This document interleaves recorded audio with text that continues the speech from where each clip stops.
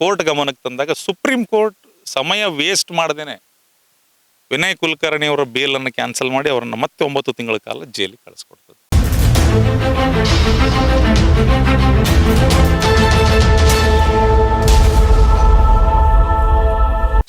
Welcome to YouTube family Kudla Rampage. ನಿಮ್ಗೆಲ್ರಿಗೂ ಕೂಡ ಗೊತ್ತಿದೆ ಅಂತ ಹೇಳಿದ್ರೆ ದೇಶವೇ ಕಣ್ತೆರೆದು ನೋಡುವಂತಹ ಪ್ರಕರಣ ಅಂತ ಹೇಳಿದ್ರು ಕೂಡ ತಪ್ಪಾಗ್ಲಿಕ್ಕಿಲ್ಲ.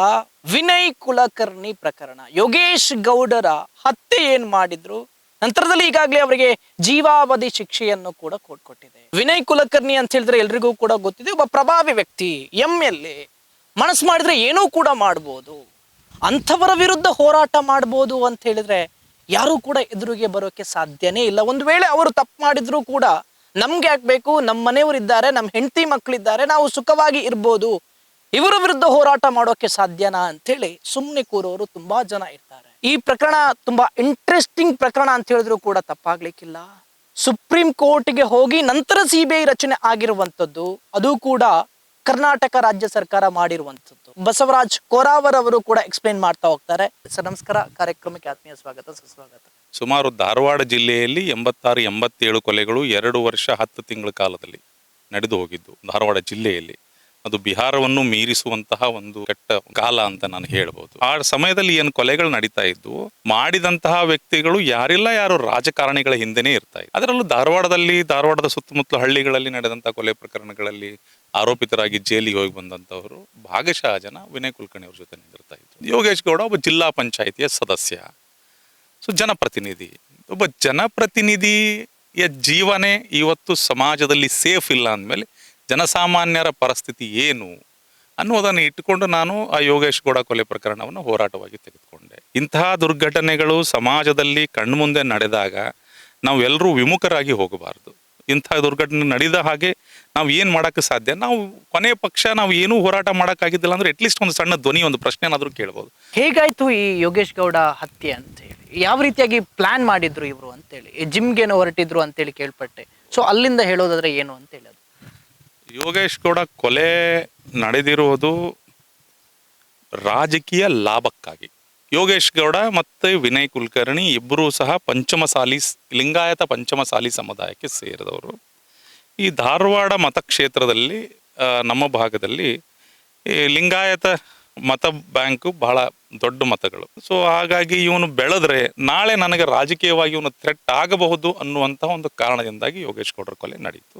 ಸೊ ಅದು ಕೂಡ ಚಾರ್ಜ್ ಶೀಟಲ್ಲೂ ಹಾಗೆ ಬಂದಿದೆ, ಮತ್ತು ಸಾಕ್ಷಿಗಳು ಕೂಡ ಇದು ರಾಜಕೀಯ ಲಾಭಕ್ಕಾಗಿ ನಡೆದಿರುವಂಥ ಕೊಲೆ ಅನ್ನೋದನ್ನು ಕೂಡ ಬಹಳಷ್ಟು ಸಾಕ್ಷಿಗಳು ಹೇಳಿದ್ದಾರೆ. ವಾರದಲ್ಲಿ ಒಂದು 5 ದಿವಸ ಅವ್ನು ಜಿಮ್ ಮಾಡ್ತಾ ಇದ್ದ, ಅವ್ನು ಬಾಡಿ ಬಿಲ್ಡರ್ ಇದ್ದ ಅವನು. ಸೊ ಒಂದು ಸ್ವಂತ ಜಿಮ್ ಇತ್ತು ಅವನಿಗೆ. ಸೊ ಬೆಳಗ್ಗೆ ಎದ್ದು ಆತ ಜಿಮ್ಮಿಗೆ ಹೋಗೋದು ಅವನಿಗೆ ರೂಢಿ. ಸೊ ಬೆಳಗಿನ ಜಾವ ಅವನೊಬ್ಬನೇ ಇರ್ತಾ ಇದ್ದ. ಮತ್ತು 10 ಗಂಟೆ ಮೇಲಾದರೆ ಅವನು ಸ್ನೇಹಿತರು, ಹುಡುಗರು 3-4 ಜನ ಅವ್ರ ಜೊತೆ ಒಟ್ಟಿಗಿದ್ರೆ ಇರ್ತಾಯಿದ್ರು. ಸೊ ಆವಾಗ ಈ ಕೊಲೆಗಾರರಿಗೆ ಕೊಲೆ ಮಾಡೋಕ್ಕೆ ಅವಾಗ ಅವಕಾಶ ಸಿಗೋದಿಲ್ಲ. ಈ ಬೆಳಗಿನ ಜಾವ ಒಬ್ಬನೇ ಇರ್ತಾನೆ, ಕೊಲೆ ಮಾಡ್ಬೋದು ಅಂತ ಪ್ಲ್ಯಾನ್ ಮಾಡಿ ಅವನನ್ನು ಮಾಡಿದ್ದಾರೆ. ಅದು ಹೆಚ್ಚು ಕಡಿಮೆ 1.5-2 ತಿಂಗಳಾದರೂ ಪ್ಲ್ಯಾನಿಂಗ್ ಆಗಿದೆ. ಪ್ಲ್ಯಾನಿಂಗ್ ಪೂರ್ವದಲ್ಲಿ ಏನಾಯಿತು, ಯೋಗೇಶ್ ಗೌಡರನ್ನು ಮುಗಿಸ್ಲೇಬೇಕು ಅಂತ ವಿನಯ್ ಕುಲಕರ್ಣಿ ಅವ್ರಿಗೆ ಯಾವಾಗ ಅನಿಸ್ತು ಅಂದರೆ, ಏಪ್ರಿಲ್ ತಿಂಗಳಲ್ಲಿ ನಮ್ಮ ನೀರಿನ ಅಭಾವ ಸ್ವಲ್ಪ ಜಾಸ್ತಿ ಇತ್ತು. ಆವಾಗ ವಿನಯ್ ಕುಲಕರ್ಣಿ ಅವರು ಜಿಲ್ಲಾ ಉಸ್ತುವಾರಿ ಸಚಿವರಾಗಿದ್ದರು 2016ರಲ್ಲಿ. ಅವರು ಒಂದು ಪ್ರಗತಿ ಪರಿಶೀಲನಾ ಸಭೆಯನ್ನು ಕರೆದರು ಕುಡಿಯುವ ನೀರಿಗೋಸ್ಕರ. ಪೈಪ್ಲೈನ್ಗಳು ಎಲ್ಲಿಲ್ಲ, ಬೋರ್ವೆಲ್ಗಳು ಯಾವ ಸ್ಟಾಪ್ ಆಗಿದ್ದಾವೆ. ಆ ಸಭೆಯಲ್ಲಿ ಯೋಗೇಶ್ ಗೌಡರು ಅವರ ಭಾಗದಲ್ಲಿ ಅಂದರೆ ಹೆಬ್ಬಳ್ಳಿ ಭಾಗದ ಕೆಲವೊಂದಿಷ್ಟು ಹಳ್ಳಿಗಳಿಗೆ ಕುಡಿಯೋ ನೀರಿನ ಸಮಸ್ಯೆ ಇದೆ ಅಂಥೇಳಿ ಅವರು ಪ್ರಶ್ನೆಗಳನ್ನು ಕೇಳಕ್ಕೆ ಸ್ಟಾರ್ಟ್ ಮಾಡಿದಾಗ ವಿನಯ್ ಕುಲಕರ್ಣಿ ಅವರನ್ನು ಕೂಡಿಸಿದ್ರು. ಅಂದರೆ ನೀನು ಭಾಳ ಜೋರಾಗಿ ಪ್ರಶ್ನೆ ಕೇಳಕ್ಕೆ ಹೋಗ್ಬೇಡ, ಕೂತ್ಕೊ, ನಮ್ಗೆ ಗೊತ್ತಿದೆ ಅಂತೇಳಿ.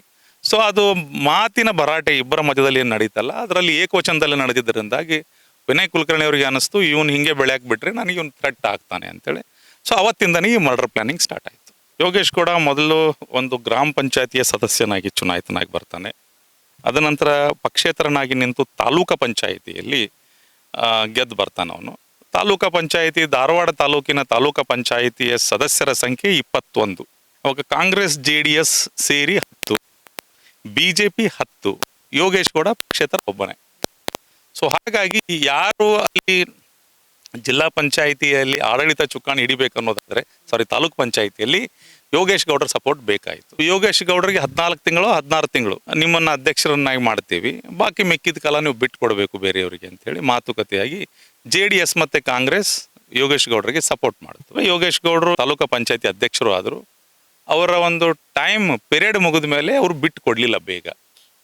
ಸೊ ಅವಾಗ ಬಿಟ್ಟು ಕೊಡದಿರುವಾಗ 1 ತಿಂಗಳು 2 ತಿಂಗಳು ಲೇಟ್ ಆಯ್ತು ಅದು. ಅವಾಗ ಒಂದು ಸ್ವಲ್ಪ ಯೋಗೇಶ್ ಗೌಡರಿಗೂ ವಿನಯ್ ಕುಲಕರ್ಣಿ ಅವ್ರಿಗೂ ಒಂದು ಸ್ವಲ್ಪ ಮಾತಿನಲ್ಲಿ ಅದು ಜೋರಾಗಿ ನಡೀತು, ಜಗಳವೆಲ್ಲ ನಡೆದು ಅಂತ ಮಾಹಿತಿ ಇದೆ. ಮತ್ತು ಪತ್ರಿಕೆಗಳಲ್ಲೂ ಕೂಡ ಸಾಕಷ್ಟು ಪತ್ರಿಕೆಗಳಲ್ಲಿ ಬಂದಿದ್ದಾವೆ. ಜನಪ್ರತಿನಿಧಿಗಳ ನ್ಯಾಯಾಲಯದಲ್ಲೂ ಕೂಡ ಸಾಕ್ಷಿಗಳಲ್ಲಿ ಆ ವಿಷಯಗಳು ಬಂದಿದ್ದಾವೆ. ಸೊ ಅಲ್ಲಿಂದ ಆರಂಭ ಆಗಿದ್ದಿದ್ದು. ಅದಕ್ಕಿಂತ ಪೂರ್ವದಲ್ಲಿ ಯೋಗೇಶ್ ಗೌಡರ ಅಣ್ಣನ ಕೊಲೆಯಲ್ಲೂ ಕೂಡ ವಿನಯ್ ಕುಲಕರ್ಣಿ ಪಾತ್ರ ಇದೆ ಅಂಥೇಳಿ ಈಗ ಶಿಕ್ಷೆ ಪ್ರಕಟ ಆದಮೇಲೆ ಒಬ್ಬರು ನಿವೃತ್ತ SP ಒಬ್ಬರು ಹೇಳಿದರು. ಅವಾಗ ಅವರಲ್ಲಿ ACP ಆಗಿದ್ದರು.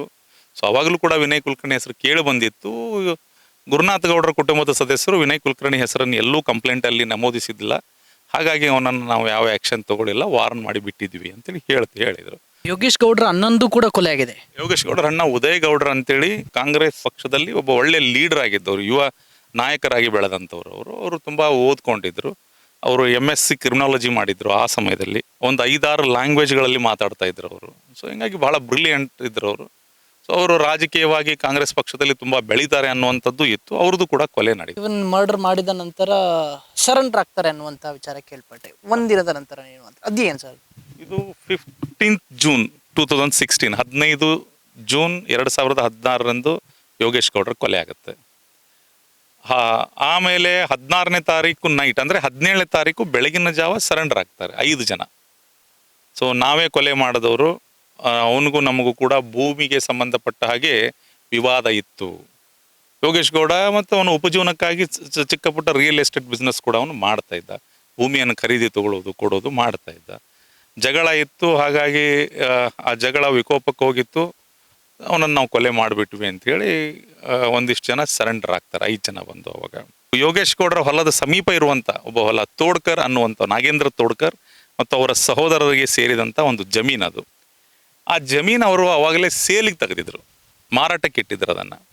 ಸೊ ಇವ್ರು ಕೊಲೆ ಮಾಡೋಕ್ಕೆ ಏನು ಕೊಲೆ ಪ್ರಕರಣವನ್ನು ತಲೆ ಮೇಲೆ ಹಾಕ್ಕೊಂಡು ಹೋದ್ರಲ್ಲ ಒಳಗಡೆ, ಇವರು ಅವ್ರನ್ನ ಸಂಪರ್ಕ ಮಾಡಿ ನಾವು ಜಮೀನು ತೊಗೊಳ್ತೀವಿ ಅಂಥೇಳಿ ಅವ್ರು ಹೇಳಿದ ರೇಟಿಗೆ ಅವರಿಗೆ ಒಂದಿಷ್ಟು ಹಣ ಕೊಟ್ಟಂಗೆ ಮಾಡಿ 5 ಲಕ್ಷನೋ 10 ಲಕ್ಷನೋ ಕೊಟ್ಟಂಗೆ ಮಾಡಿ ಅವ್ರ ಹತ್ರ ಒಂದು ಅಗ್ರಿಮೆಂಟ್ ಮಾಡ್ಕೋತಾರೆ ಇವರು. ಸಬ್ ರಿಜಿಸ್ಟ್ರಲ್ಲೆಲ್ಲ ಕೋರ್ಟ್ ನೋಟ್ರೈಸ್ ಮಾಡಿ ಒಂದು ಅಗ್ರಿಮೆಂಟ್ ಮಾಡ್ಕೊಂಡಿರ್ತಾರೆ. ನಂತರ ಆ ಭೂಮಿಗೆ ಸಂಬಂಧಪಟ್ಟ ಹಾಗೆ ನಮ್ಮ ಕಬ್ಜಾದಲ್ಲಿತ್ತು, ಇವರು ಯೋಗೇಶ್ ಗೌಡರು ನಾನು ತೊಗೊಂಡಿದ್ದೀನಿ ಅಂತ ಅಂದ್ಕೊಂಡು ಜಗಳಕ್ಕೆ ಬಂದ. ಸೊ ಹಾಗಾಗಿ ನಾವು ಕೊಲೆ ಮಾಡಿದ್ವಿ ಅಂತೇಳಿ ಅದನ್ನು ಮೊದಲು ಏನು ಚಾರ್ಜ್ ಶೀಟ್ ಸಬ್ಮಿಟ್ ಮಾಡ್ತಾರೆ ರಾಜ್ಯ ಸರ್ಕಾರ, ಅಂದರೆ ರಾಜ್ಯದ ಪೊಲೀಸರು, ಸಬರ್ಬನ್ ಪೊಲೀಸ್ ಠಾಣೆಯ ಪೊಲೀಸರು. ಆ ಚಾರ್ಜ್ ಶೀಟಲ್ಲಿ ಅದು ಭೂ ವಿವಾದಕ್ಕೆ ಸಂಬಂಧಪಟ್ಟ ಹಾಗೆ ಕೊಲೆ ನಡೆದಿದೆ ಅಂತೇಳಿ ಅದನ್ನು ಪ್ರೂವ್ ಮಾಡೋಕ್ಕೆ ಹೋಗ್ತಾರೆ ಅವರು. ಸೊ ಆವಾಗಲೇ ಡೌಟ್ ಬರುತ್ತೆ ಬಹಳಷ್ಟು ಜನರಿಗೆ, ಅದರಲ್ಲಿ ನನಗೂ ಕೂಡ ಒಂದು. ಚಾರ್ಜ್ ಶೀಟಲ್ಲಿ ಸಾಕಷ್ಟು ಲೋಪದೋಷಗಳಿದ್ದು ಮತ್ತು ಇವರು ಕೊಲೆ ಮಾಡೋಕ್ಕೆ ಸಾಧ್ಯ ಇಲ್ಲ. ಯಾಕಂತ ಕೇಳಿದರೆ ಕೊಲೆ ನಡೆದ ದಿನ ಏನು ಆ CCTV ಫುಟೇಜನ್ನು ಮಾಧ್ಯಮಗಳಲ್ಲಿ ತೋರಿಸ್ತಾರಲ್ಲ, ಕೊಲೆ ಘಟನಾ ಸ್ಥಳ ಏನು ಸಪ್ತಾಪುರದ ಜಿಮ್ಮಲ್ಲಿ ಕೊಲೆ ನಡೆಯುತ್ತೆ. ಆ ಜಿಮ್ ಪಕ್ಕನೇ ಒಂದು ಪೋಸ್ಟ್ ಆಫೀಸ್, ಆ ಪೋಸ್ಟ್ ಆಫೀಸಲ್ಲಿ CCTV ಇದೆ. ಸೊ ಆ ಪೋಸ್ಟ್ ಆಫೀಸ್ CCTVಯಲ್ಲಿ ಕೊಲೆಗಾರರು ಓಡಿ ಬರೋದು, ಯೋಗೇಶ್ ಗೌಡನ ಗಾಡಿ ಬರೋದು, ತದನಂತರ ಒಂದು ಕೊಲೆ ನಡೆದ ಆದಮೇಲೆ ಅವರು ಕೂಡ ಬ್ಯಾಗ್ಗಳನ್ನು ಹಿಡ್ಕೊಂಡು ಬೈಕ್ ಮೇಲೆಲ್ಲ ಅಲ್ಲಿಂದ ಪಲಾಯನ ಆಗೋದು. ಆಮೇಲೆ ಐ ವಿಟ್ನೆಸ್ಗಳು ಅವ್ರ ಹಿಂದೆನೇ ಓಡಿ ಬರೋದು. ಕೆಲ ಐ ವಿಟ್ನೆಸ್ಗಳು ಹೆದರಿ ಓಡಿ ಬಂದು ಇದರಲ್ಲಿ ಏನು ಅಂಚೆ ಕಚೇರಿಯ ಗೇಟ್ ಒಳಗಡೆ ಹೋಗೋದು, ಅದೆಲ್ಲವೂ CCTV ಕ್ಯಾಮ್ರಾದಲ್ಲಿ ಅದು ಬಂದಿರುತ್ತೆ ಅದು.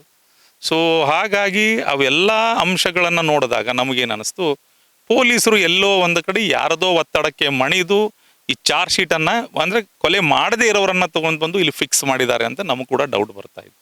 ಸೊ ಅದನ್ನು ಇಟ್ಕೊಂಡೆ ನಾವು ಹೋರಾಟ ಮಾಡಿದ್ವಿ. ಅವ್ರ ಚಾರ್ಜ್ ಶೀಟನ್ನು ತೆಗೆದುಕೊಂಡ್ವಿ.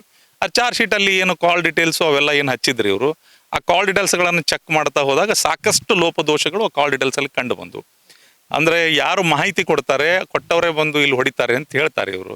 ಅವನು ಮಾಹಿತಿ ಕೊಟ್ಟವನ ನಂಬರ್, ಅವನು ಮುದುಕಪ್ಪ ಹೊಂಗಲ್ ಅನ್ನೋಂಥವನು, ಆ ನಂಬರ್ ಕಾಲ್ ಡೀಟೇಲ್ಸನ್ನು ಸರಿಯಾಗಿ ನೋಡಿದಾಗ ಅವನು ಆ ಜಿಮ್ ಪ್ಲೇಸಿಗೆ ಹೋಗೋದೇ ಇಲ್ಲ. ಅವನು ಹೊರಗಡೆಯಿಂದ ಹಳೆ ಧಾರವಾಡದ ಕಾಮನ್ ಕಟ್ಟಿಯಲ್ಲಿ ಹಾಸಿ ಅವನು ಗಬ್ಬೂರ್ ಬೈಪಾಸ್ ಹೋಗ್ಬಿಡ್ತಾನೆ. ಅವನು CCTVಯಲ್ಲಿ ಇಲ್ಲ, ಕಾಲ್ ಡೀಟೇಲ್ಸಲ್ಲಿ, ಪೊಲೀಸರು ಕೊಟ್ಟಂಥ ಕಾಲ್ ಡೀಟೇಲ್ಸಲ್ಲಿ. ಸೊ CCTVಯಲ್ಲಿ ಎಲ್ಲೂ ಕೂಡ ಅವನು ಕಾಣೋದೇ ಇಲ್ಲ. ಸೊ ಹಾಗಾಗಿ ಅವೆಲ್ಲ ಸಣ್ಣ ಸಣ್ಣ ಡೌಟ್ಸ್ಗಳಿದ್ವು. ಆಮೇಲೆ 1 ನಿಮಿಷ ಆಲ್ಮೋಸ್ಟು 57 ಸೆಕೆಂಡ್ಗಳಲ್ಲಿ ಕೊಲೆ ನಡೆಯುತ್ತೆ. ಸೊ ಕೊಲೆ ಮಾಡಿ CCTV ಕ್ಯಾಮ್ರಾದಲ್ಲಿ ಕೊಲೆಗಡಕರು ಕಾಣ್ತಾರಲ್ಲ, ಕೊಲೆ ಪೂರ್ವದಲ್ಲಿ ಮತ್ತು ವಾಪಸ್ ಆ ಕ್ಯಾಮ್ರಾದಲ್ಲಿ ಬರೋಕೆ ಅವ್ರಿಗೆ ಸಾಕಾಗಿರೋ ಒಂದು ನಿಮಿಷಕ್ಕಿಂತಲೂ ಕಡಿಮೆ ಸಮಯದಲ್ಲಿ ಬರ್ತಾರೆ ಅವರು. ಅಂದರೆ ಅಷ್ಟೇ ಸಮಯದಲ್ಲಿ ಯೋಗೇಶ್ ಗೌಡನ ಕೊಲೆ ಆಗಿ ಹೋಗುತ್ತೆ. ಆಲ್ಮೋಸ್ಟ್ ಒಂದು 50 ಸೆಕೆಂಡ್ಗಳಲ್ಲಿ ಯೋಗೇಶ್ವರನ ಕೊಲೆ ಮುಗಿಸ್ಬಿಟ್ಟಿರ್ತಾರೆ ಅವರು. ಅವನಿಗೆ ಸುಮಾರು 37-38 ಬಾರಿ ಚುಚ್ಚಿ ಕೊಂದುಬಿಟ್ಟಿರ್ತಾರೆ ಅವನನ್ನು. ಸೊ ಹಾಗಾಗಿ ಈ ಕೊಲೆ ಈ ಪ್ರೊಫೆಷ್ನಲ್ ಕಿಲ್ಲರ್ಸ್ ಇದನ್ನೆಲ್ಲ ಮಾಡೋಕ್ಕೆ ಸಾಧ್ಯ. ಮತ್ತು ಯಾರಿಗೆ ಈ ಪ್ರಕರಣದಲ್ಲಿ ಆರೋಪಿಗಳನ್ನಾಗಿ ಮಾಡಿದಾರಲ್ಲ ಅವರು ಈ ಹಿಂದೆ ಅವ್ರ ಮೇಲೆ ಇಂಥ ಕೊಲೆ ಪ್ರಕರಣಗಳು ಅಥವಾ ಹೊಡೆದಾಡಿರೋ ಕೇಸುಗಳು ಇರಲಿಲ್ಲ. ಅವುಗಳನ್ನೆಲ್ಲವನ್ನು ಚೆಕ್ ಮಾಡಿದೆ ನಾನು. ಸೊ ಹಾಗಾಗಿ ಇವ್ರು ಇರಲಿಕ್ಕಿಲ್ಲ. ಯಾಕಂದ್ರೆ ಅದು ಹಂಗೆ ಹೊಡಿಬೇಕು ಅಂತ ಕೇಳಿದ್ರೆ ಆ ಪ್ರೊಫೆಷ್ನಲ್ ಕಿಲ್ಲರ್ಲೇ ಇರಬೇಕು ಅವನು. ಅವನು ಈ ಒಂದು ಇಂಥ ಮುಂದೆ ಇಂಥ ಕೃತ್ಯಗಳಲ್ಲಿ ಭಾಗಿಯಾಗಿರಬೇಕು. ಅವನಿಗೆ ಒಂದು ಜೀವ ತೆಗೆದ್ರೆ ಅದರ ಹೆದರಿಕೆನೇ, ಜೀವ ತೆಗೆದ್ರೆ ಏನಾಗುತ್ತೆ ಅನ್ನೋ ಹೆದರಿಕೆ ಇಲ್ಲದೇ ಹೊಡೆಯುವಂಥವ್ರು ಇರಬೇಕು. ಸೊ ಹಾಗಾಗಿ ಅದನ್ನೆಲ್ಲ ಅಂಶಗಳನ್ನು ನಾವು ಗಮನಿಸಿದಾಗ ಆ ಕೊಂದಿರುವಂಥ ರೀತಿ, ಆ CCTV ಫುಟೇಜ್ಗಳು, ಕಾಲ್ ಡೀಟೇಲ್ಸ್ಗಳು ಅದು ಪೊಲೀಸರೇ ಹಾಕಿರುವಂಥದ್ದು. ಅವುಗಳಲ್ಲಿ ಸಾಕಷ್ಟು ಲೋಪದೋಷಗಳು ಇದ್ದಿದ್ದರಿಂದಾಗಿ ಈ ಪ್ರಕರಣವನ್ನು CBI ಕೊಡಬೇಕು ಅಂತ ಯೋಗೇಶ್ ಗೌಡರ ಕುಟುಂಬ ಜೊತೆ ನಿಂತು ಹೋರಾಟ ಮಾಡ್ತಾ ಹೋದ್ವಿ. ಸರ್, ಅವರು ಮೊದಲನೇ ಚಾರ್ಜ್ ಶೀಟ್ ಅವರು ಆಲ್ಮೋಸ್ಟ್ 90 ದಿವಸದೊಳಗಡೆ ಹಾಕ್ಬೇಕಂತಿದೆ. ಒಂದು 60 ದಿವಸದಲ್ಲಿ ಚಾರ್ಜ್ ಶೀಟ್ ಹಾಕ್ಬಿಟ್ಟಿದ್ರು ಅವರು. ರಾಜ್ಯ ಸರ್ಕಾರದವರು, ಲೋಕಲ್ ಪೊಲೀಸರು ಹಾಕಿ ಮುಗಿಸ್ಬಿಟ್ಟಿದ್ರು ಅವರು ಅದನ್ನು. ಅಂದರೆ ಅದನ್ನು ಆ ಕೇಸನ್ನು ಮುಚ್ಚಾಕೆ ಏನೇನು ಬೇಕು ಆ ಕೇಸಿನ ಮೇಲೆ ಪೂರಾ ಚಪ್ಪಡಿಕಲ್ಲೇ ಹಾಕಿಬಿಟ್ಟಿದ್ರು ಅದನ್ನು.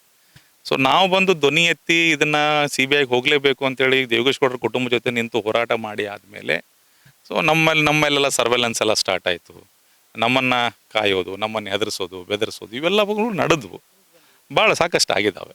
ಸೊ ನಡೆದಾದಮೇಲೆ ಒಂದು ನಾವು ಹೈಕೋರ್ಟ್ ಹೋದ್ವಿ, ಹೈಕೋರ್ಟಿಂದ ಸುಪ್ರೀಂ ಕೋರ್ಟ್ ಹೋದ್ವಿ. ಅಲ್ಲಿ ನಮಗೆ ಹಿನ್ನಡೆ ಆಯಿತು. ನಮಗೆ ಹೈಕೋರ್ಟ್ ಮತ್ತು ಸುಪ್ರೀಂ ಕೋರ್ಟಲ್ಲಿ ಈ CBIಗೆ ಕೊಡಲಿಲ್ಲ. ಸೊ ಹೈಕೋರ್ಟ್ ಏನು ಹೇಳ್ತು ಅಂತ ಕೇಳಿದರೆ 313 ಸ್ಟೇಟ್ಮೆಂಟಿಗೆ ಇದು ಹೋಗಿದ್ರಿಂದಾಗಿ 313 ಅಂತ ಕೇಳಿದರೆ ಈ ಆರೋಪಿತರು ಯಾರು ಇರ್ತಾರಲ್ಲ ಅವರ ಹೇಳಿಕೆಯನ್ನು ಜಡ್ಜ್ ಸಾಹೇಬರು ತೊಗೊಳೋದು ಬಾಕಿ ಇರುತ್ತೆ. ಸಾಕ್ಷಿಗಳೆಲ್ಲ ಮುಗಿದ ಮೇಲೆ, ಸಾಕ್ಷಿಗಳ ಹೇಳಿಕೆ ಮುಗಿದ ಮೇಲೆ ಅದರಲ್ಲಿ ಏನೇನು ಅಂಶಗಳು ಬಂದಿರ್ತಾವಲ್ಲ ಅವೆಲ್ಲ ಅಂಶಗಳನ್ನು ಇಟ್ಟುಕೊಂಡು ಜಡ್ಜ್ ಸಾಹೇಬರು ಏನು ಮಾಡ್ತಾರೆ, ಅವರಿಗೆ ಅವರ ಹೇಳಿಕೆಗಳನ್ನು ತಗೊಳ್ತಾರೆ. ಅವರನ್ನು ಮುಂದೆ ಕರೆದು ಪ್ರಶ್ನೆಗಳನ್ನು ಕೇಳ್ತಾ ಹೋಗ್ತಾರೆ, ಅವ್ರ ಉತ್ತರಗಳನ್ನು ಕೊಡ್ತಾರೆ. ಮಾಡಿದಿರೋ ಇಲ್ಲೋ ಅವುಗಳನ್ನು ಅದು ಆ ಕಂಟೆಂಟ್ ಏನಿರುತ್ತೆ ಅದರ ಮೇಲೆ ಕೇಳ್ತಾ ಹೋಗ್ತಾರೆ. ಅಂದರೆ ಆರೋಪಿತರ ಹೇಳಿಕೆ ಅದು 313 ಸ್ಟೇಟ್ಮೆಂಟ್. ಸೊ ಆವಾಗ ನಾವು ಹೈಕೋರ್ಟಿಗೆ ಹೋಗಿದ್ದರೆ ಟೆಕ್ನಿಕಲ್ ರೀಸನ್ನಿಂದಾಗಿ ನಮ್ಮ ಅಪ್ಲಿಕೇಶನ್ ರಿಜೆಕ್ಟ್ ಆಗುತ್ತೆ. ಆವಾಗಲೇ ಸಾಕಷ್ಟು ಈ 195A ಕೆಳಗಡೆ ಅಂದರೆ ಸಾಕಷ್ಟು ಸಾಕ್ಷಿನಾಶಗಳನ್ನು ಮಾಡಲಿಕ್ಕೆ ಪ್ರಯತ್ನ ಪಟ್ಟಿದ್ರು. ಅದರಲ್ಲಿ ಒಬ್ಬ DYSP ತುಳಜಪ್ಪ ಸುಲ್ಪಿ ಅನ್ನೋರು ಬಂದು ಗುರುನಾಥ ಗೌಡರ ಮೇಲೆ ಒತ್ತಡ ಹಾಕಿದ್ರು. ಅಂದರೆ ಯೋಗೇಶ್ ಗೌಡರ ಅಣ್ಣನ ಮೇಲೆ ಸಾಕ್ಷಿ ಹೇಳದಂತೆ. ಸೊ ಅಂಥವೆಲ್ಲ ಘಟನೆಗಳಾಗಿದ್ದು. ಅವರು ಕಾಂಪ್ರಮೈಸ್ ಮಾಡ್ಸೋಕ್ಕೆ ವಿನಯ್ ಕುಲಕರ್ಣಿ ಹತ್ರ ಕರ್ಕೊಂಡು ಹೊರಟಿದ್ರು. ಸೊ ಇವೆಲ್ಲ ಘಟನೆಗಳಾಗಿದ್ವಲ್ಲ ಅವೆಲ್ಲವನ್ನು ಆಡಿಯೋ ಮತ್ತು ವಿಡಿಯೋಗಳಿದ್ದು ಕೋರ್ಟಿಗೆ ಹಾಕಿದ್ವಿ ನಾವು. ಅವಾಗ ಮಾನ್ಯ ನ್ಯಾಯಾಲಯ, ಹೈಕೋರ್ಟ್, ಉಚ್ಚ ನ್ಯಾಯಾಲಯ ಏನು ಮಾಡ್ತದೆ, ಈ ಪ್ರಕರಣವನ್ನು CBI ಕೊಡೋಕ್ಕಾಗೋದಿಲ್ಲ, 313 ಸ್ಟೇಟ್ಮೆಂಟಿಗೆ ಹೋಗಿದ್ದರಿಂದಾಗಿ ಟೆಕ್ನಿಕಲ್ ರೀಸನನ್ನು ಇಟ್ಟು ಹೇಳ್ತದೆ.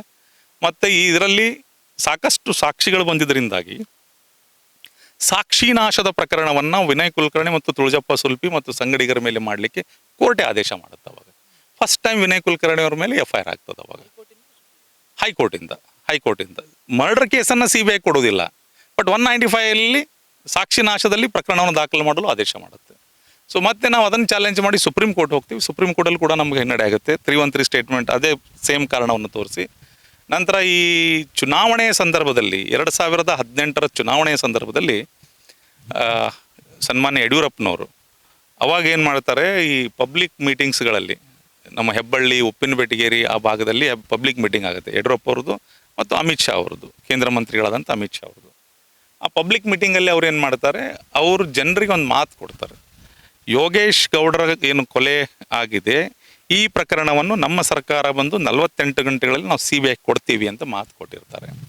ಸೊ CBI ಅಥವಾ ಯಾವುದೇ ಆದರೂ ತನಿಖಾ ಸಂಸ್ಥೆಗೆ ಒಂದು ಪ್ರಕರಣವನ್ನು ಹಸ್ತಾಂತರಿಸಬೇಕು ಅಂತ ಕೇಳಿದರೆ ಬೇರೆ ಬೇರೆ ತನಿಖೆಗಳನ್ನಾಗಿರ್ಬೋದು, ಎಸ್ಪೆಷಲಿ CBI ಆಗಿರೋದ್ರಿಂದ CBIಗೆ ಉದಾಹರಣೆಗೆ ತಗೊಳ್ಳಿ.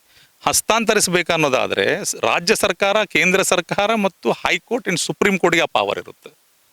ಯಾವುದೇ ಸಮಯದಲ್ಲೂ ಅವರು ಅದನ್ನು CBIಗೆ ಹಸ್ತಾಂತರಿಸಬಹುದು. ಈ ಒಂದು ಪ್ರಕರಣದಲ್ಲಿ ತುಂಬ ಪ್ರಭಾವಿಗಳು ಭಾಗಿಯಾಗಿದ್ದಾರೆ ಅನ್ನಿಸಿದಾಗ ಆ ಪ್ರಕರಣವನ್ನು ತನಿಖೆಗೆ ಅವ್ರು ಯಾವಾಗಾದರೂ ಕೊಡಬಹುದು. ಸೊ ಅದನ್ನು ತಮ್ಮ ಅಧಿಕಾರವನ್ನು ಬಳಸಿ ರಾಜ್ಯ ಸರ್ಕಾರ ಅವತ್ತು CBI ಕೊಡ್ತು ಆ ಪ್ರಕರಣವನ್ನು. ಒಂದು ಡೌಟ್ ಏನು ಅಂತ ಹೇಳಿದ್ರೆ ಸರ್, 313 ಅವ್ರದ್ದು ಸ್ಟೇಟ್ಮೆಂಟ್ ಆಗಿಲ್ಲ.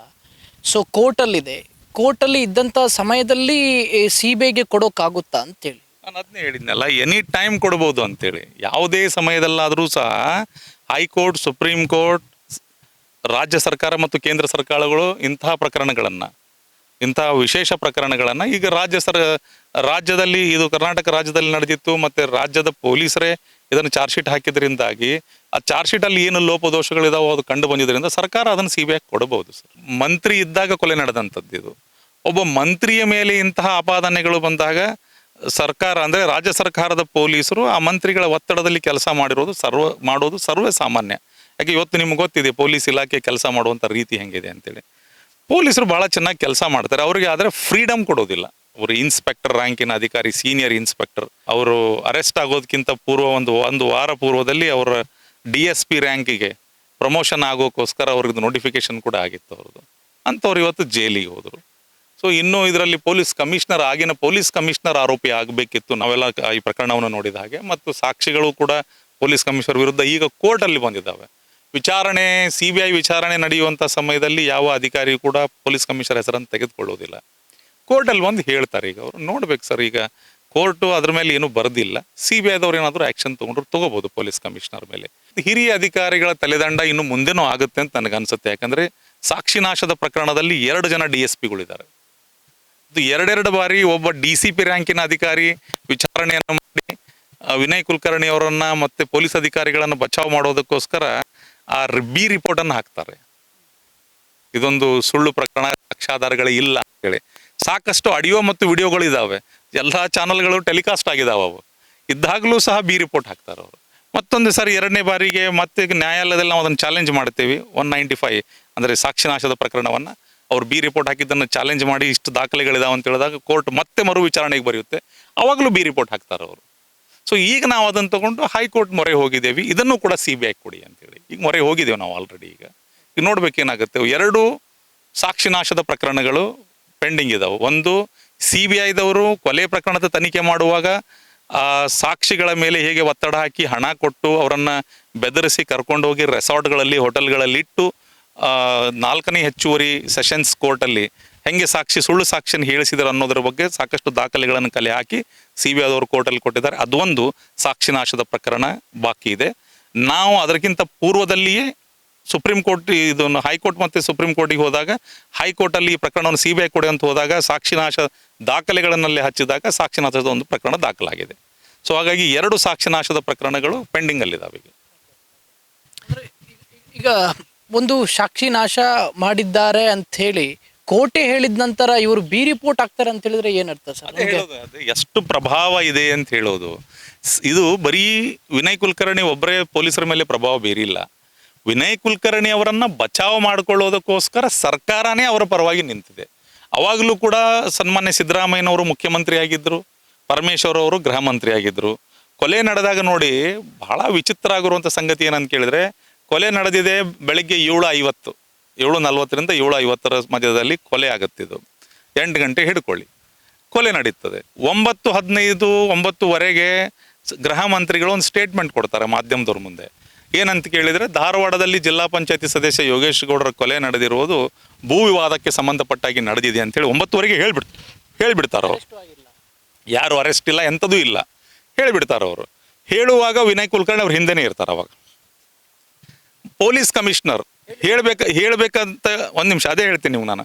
ಹೇಳಬೇಕಾದವ್ರು ಯಾರು ಮಾಧ್ಯಮದ ಮುಂದೆ ಆಯಿತು ಇದು ಇದಕ್ಕೆ ಹಿಂಗಾಗಿದೆ ಅಂತ ಇನ್ವೆಸ್ಟಿಗೇಷನ್ ಯಾರು IO ಮಾಡ್ತಾರೆ ಅವ್ರು ಹೇಳಬೇಕು, ಅಥವಾ ಅವರ ಉನ್ನತ ಅಧಿಕಾರಿಗಳು DCPO ಪೊಲೀಸ್ ಕಮಿಷನರನ್ನ ಧಾರವಾಡದಲ್ಲಿ ಮಾಧ್ಯಮದವ್ರು ಕೇಳಿದಾಗ ಕಮಿಷನರ್ ಹೇಳ್ತಾರೆ 10:00 ಇಲ್ಲ, ಇನ್ನೂವರೆಗೂ ಕೂಡ ನಮಗೇನು ವಿಷಯ ಕಂಡು ಬಂದಿಲ್ಲ, ವಿಚಾರಣೆ ಮಾಡ್ತಾ ಇದ್ದೀವಿ, 4 ತಂಡಗಳನ್ನು ನಾವು ಮಾಡಿದ್ದೀವಿ ಅಂತ ಹೇಳ್ತಾರೆ ಅವರು. ಸೊ ಅವಾಗ ಪ್ರಶ್ನೆ ಹುಟ್ಟೋದೇನಂತ ಕೇಳಿದರೆ, ಹೋಮ್ ಮಿನಿಸ್ಟರ್ಗೆ ಪೊಲೀಸ್ ಕಮಿಷನರ್ ಹೇಳಬೇಕು, ಇಲ್ಲ ವಿನಯ್ ಕುಲಕರ್ಣಿ ಹೇಳಬೇಕು. ಹೇಳಿದವ್ರು ಅವರು ಕಮಿಷನರ್ ಇಲ್ಲಿ ಹೇಳಿಲ್ಲ ಅಂತ ಹೇಳಿದರೆ ವಿನಯ್ ಕುಲಕರ್ಣಿ ಹೇಳಬೇಕಲ್ಲ. ಸೊ ಇವೆಲ್ಲ ಡೌಟ್ಗಳು CBI ಕೊಡೋಕ್ಕೆ ಕಾರಣಗಳಾದವು. ಅವಾಗೂ ಕೂಡ ಹೋಮ್ ಮಿನಿಸ್ಟರ್ ಕಡೆಯಿಂದ ಸುಳ್ಳು ಹೇಳಿಸ್ತಾರೆ. ಈಗ ಈ ಪ್ರಕರಣದ ಸಾಕ್ಷಿ ಇದರಲ್ಲಿ ಸೆಷನ್ ಕೋರ್ಟಲ್ಲಿ ನಡೆದಿತ್ತು, ಜನಪ್ರತಿನಿಧಿಗಳ ನ್ಯಾಯಾಲಯದಲ್ಲಿ ನಡೆದಾಗಲೂ ಸಹ ಪೊಲೀಸ್ ಅಧಿಕಾರಿಗಳು, ಒಬ್ಬ ACP ರ್ಯಾಂಕಿನ ಅಧಿಕಾರಿ 164 ಸ್ಟೇಟ್ಮೆಂಟನ್ನು ಕೊಟ್ಟ ಆದಮೇಲೆ ಬಂದು ನಾನು ಒತ್ತಡದಲ್ಲಿದ್ದೆ ಅಂತ ಹೇಳಿ ಸುಳ್ಳು ಹೇಳ್ತಾರೆ ಅವರು. ನ್ಯಾಯಾಧೀಶರ ಮುಂದೆ ಸ್ಟೇಟ್ಮೆಂಟ್ ಕೊಟ್ಟಂಥವ್ರು ಅವರು, ಪೊಲೀಸ್ ಅಧಿಕಾರಿ. ಸೊ ಈಗ ಪೊಲೀಸರೇ ಬಂದು ಸುಳ್ಳು ಹೇಳ್ತಾರೆ ಅಂತ ಕೇಳಿದ್ರೆ, ಒಬ್ಬರು ಜನಸಾಮಾನ್ಯ ಆಗಿದ್ದ, ಅವನೆಲ್ಲೋ ಒಬ್ಬ ಕಾಮನ್ ಮನುಷ್ಯ ಆಗಿದ್ದ ಅಂತ ಕೇಳಿದರೆ ಅವನೇನೋ ಹೆದರಿ ಹೇಳ್ತಿರ್ಬೋದು, ಹೋಗ್ಲಿ ಬಿಡು ಅಂತ ಹೇಳ್ಬೋದು ನ್ಯಾಯಾಲಯಗಳು. ಒಬ್ಬ ಪೊಲೀಸ್ ಅಧಿಕಾರಿ, ಅವನಿಗೆ ಕೊಡೋದು ಸಂಬಳ ಕೊಡೋದು ಸರ್ಕಾರ, ಹಾಕೋದು ಸರ್ಕಾರದ ಬಟ್ಟೆನಾತ. ಅವನೇ ಕಾನೂನಿನ ರಕ್ಷಣೆ ಮಾಡಬೇಕಾದಂಥವನೇ ಅವನು ಬಂದು ಅಲ್ಲಿ ಬಂದು ಸುಳ್ಳು ಹೇಳ್ತಾನೆ ಅಂತ ಹೇಳಿದಾಗ ಸೊ ಏನು ತಿಳ್ಕೊಬೇಕು ಅದ್ರ ಅವನ ಮೇಲೆ ಯಾವ ಮಟ್ಟದಲ್ಲಿ ಸರ್ಕಾರ ಒತ್ತಡ ಹಾಕಿದೆ ಅನ್ನೋದು ಅದರಿಂದಲೇ ಗೊತ್ತಾಗುತ್ತೆ. ಸೊ ಹಾಗಾಗಿ ನ್ಯಾಯಾಲಯ ನೀವು ನೋಡಬಹುದು ಇದರಲ್ಲಿ ಯಾವ ಪೊಲೀಸ್ ಅಧಿಕಾರಿಗಳು 164 ಸ್ಟೇಟ್ಮೆಂಟ್ ಕೊಟ್ಟು ಸುಳ್ಳು ಹೇಳಿದಾರೋ ಅವ್ರು ಎಲ್ಲರ ಮೇಲೆ ಫರ್ಜುರಿ ಕೇಸನ್ನು ದಾಖಲು ಮಾಡಲಿಕ್ಕೆ ಆದೇಶ ಮಾಡಿದ್ದೀವಿ. 7 ಜನ ಐ ವಿಟ್ನೆಸ್ ಇದ್ದಾರೆ, ಕಣ್ಣಾರೆ ಕಂಡಂತಹ ಪ್ರತ್ಯಕ್ಷ ಸಾಕ್ಷಿಗಳಿವರು.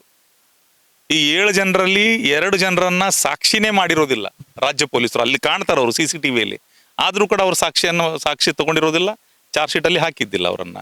ಸೊ ಇವೆಲ್ಲ ಅಂಶಗಳು CBIದಲ್ಲಿ ಬಂದಿವೆ. ಸೊ 7 ಜನರಲ್ಲಿ 2 ಜನ ಸಾಕ್ಷಿ ಹೇಳ್ತಾರೆ ಇನ್ವೆಸ್ಟಿಗೇಷನ್ ಏಜೆನ್ಸಿ ಪರವಾಗಿ, ಅಂದ್ರೆ ಕೊಲೆ ನಡೆದಿತ್ತು, ಯಾರು ಕೊಲೆ ಮಾಡಿದ್ರು, ಹೆಂಗೆ ಮಾಡಿದ್ರು, ಅಲ್ಲಿ ನಡೆದಂಥ ಘಟನೆಗಳೇನು ಎಲ್ಲವನ್ನೂ ಸತ್ಯ ಹೇಳ್ತಾರೆ ಅವರು. 5 ಜನ ಮತ್ತೆ ಸುಳ್ಳು ಹೇಳ್ತಾರೆ. ಕೋರ್ಟ್ಗೆ ಹೇಳ್ಬಿಡ್ತಾರೆ ಏನಂತ ಕೇಳಿದ್ರೆ ನಾವು ಅಲ್ಲಿ ಇರಲೇ ಇಲ್ಲ ಅಂತಲೂ ಹೇಳ್ತಾರೆ. ಬಟ್ ಇನ್ಫ್ಯಾಕ್ಟ್ CCTV ಫುಟೇಜಲ್ಲಿ ಅವ್ರು ಇದಾರಲ್ಲಿ.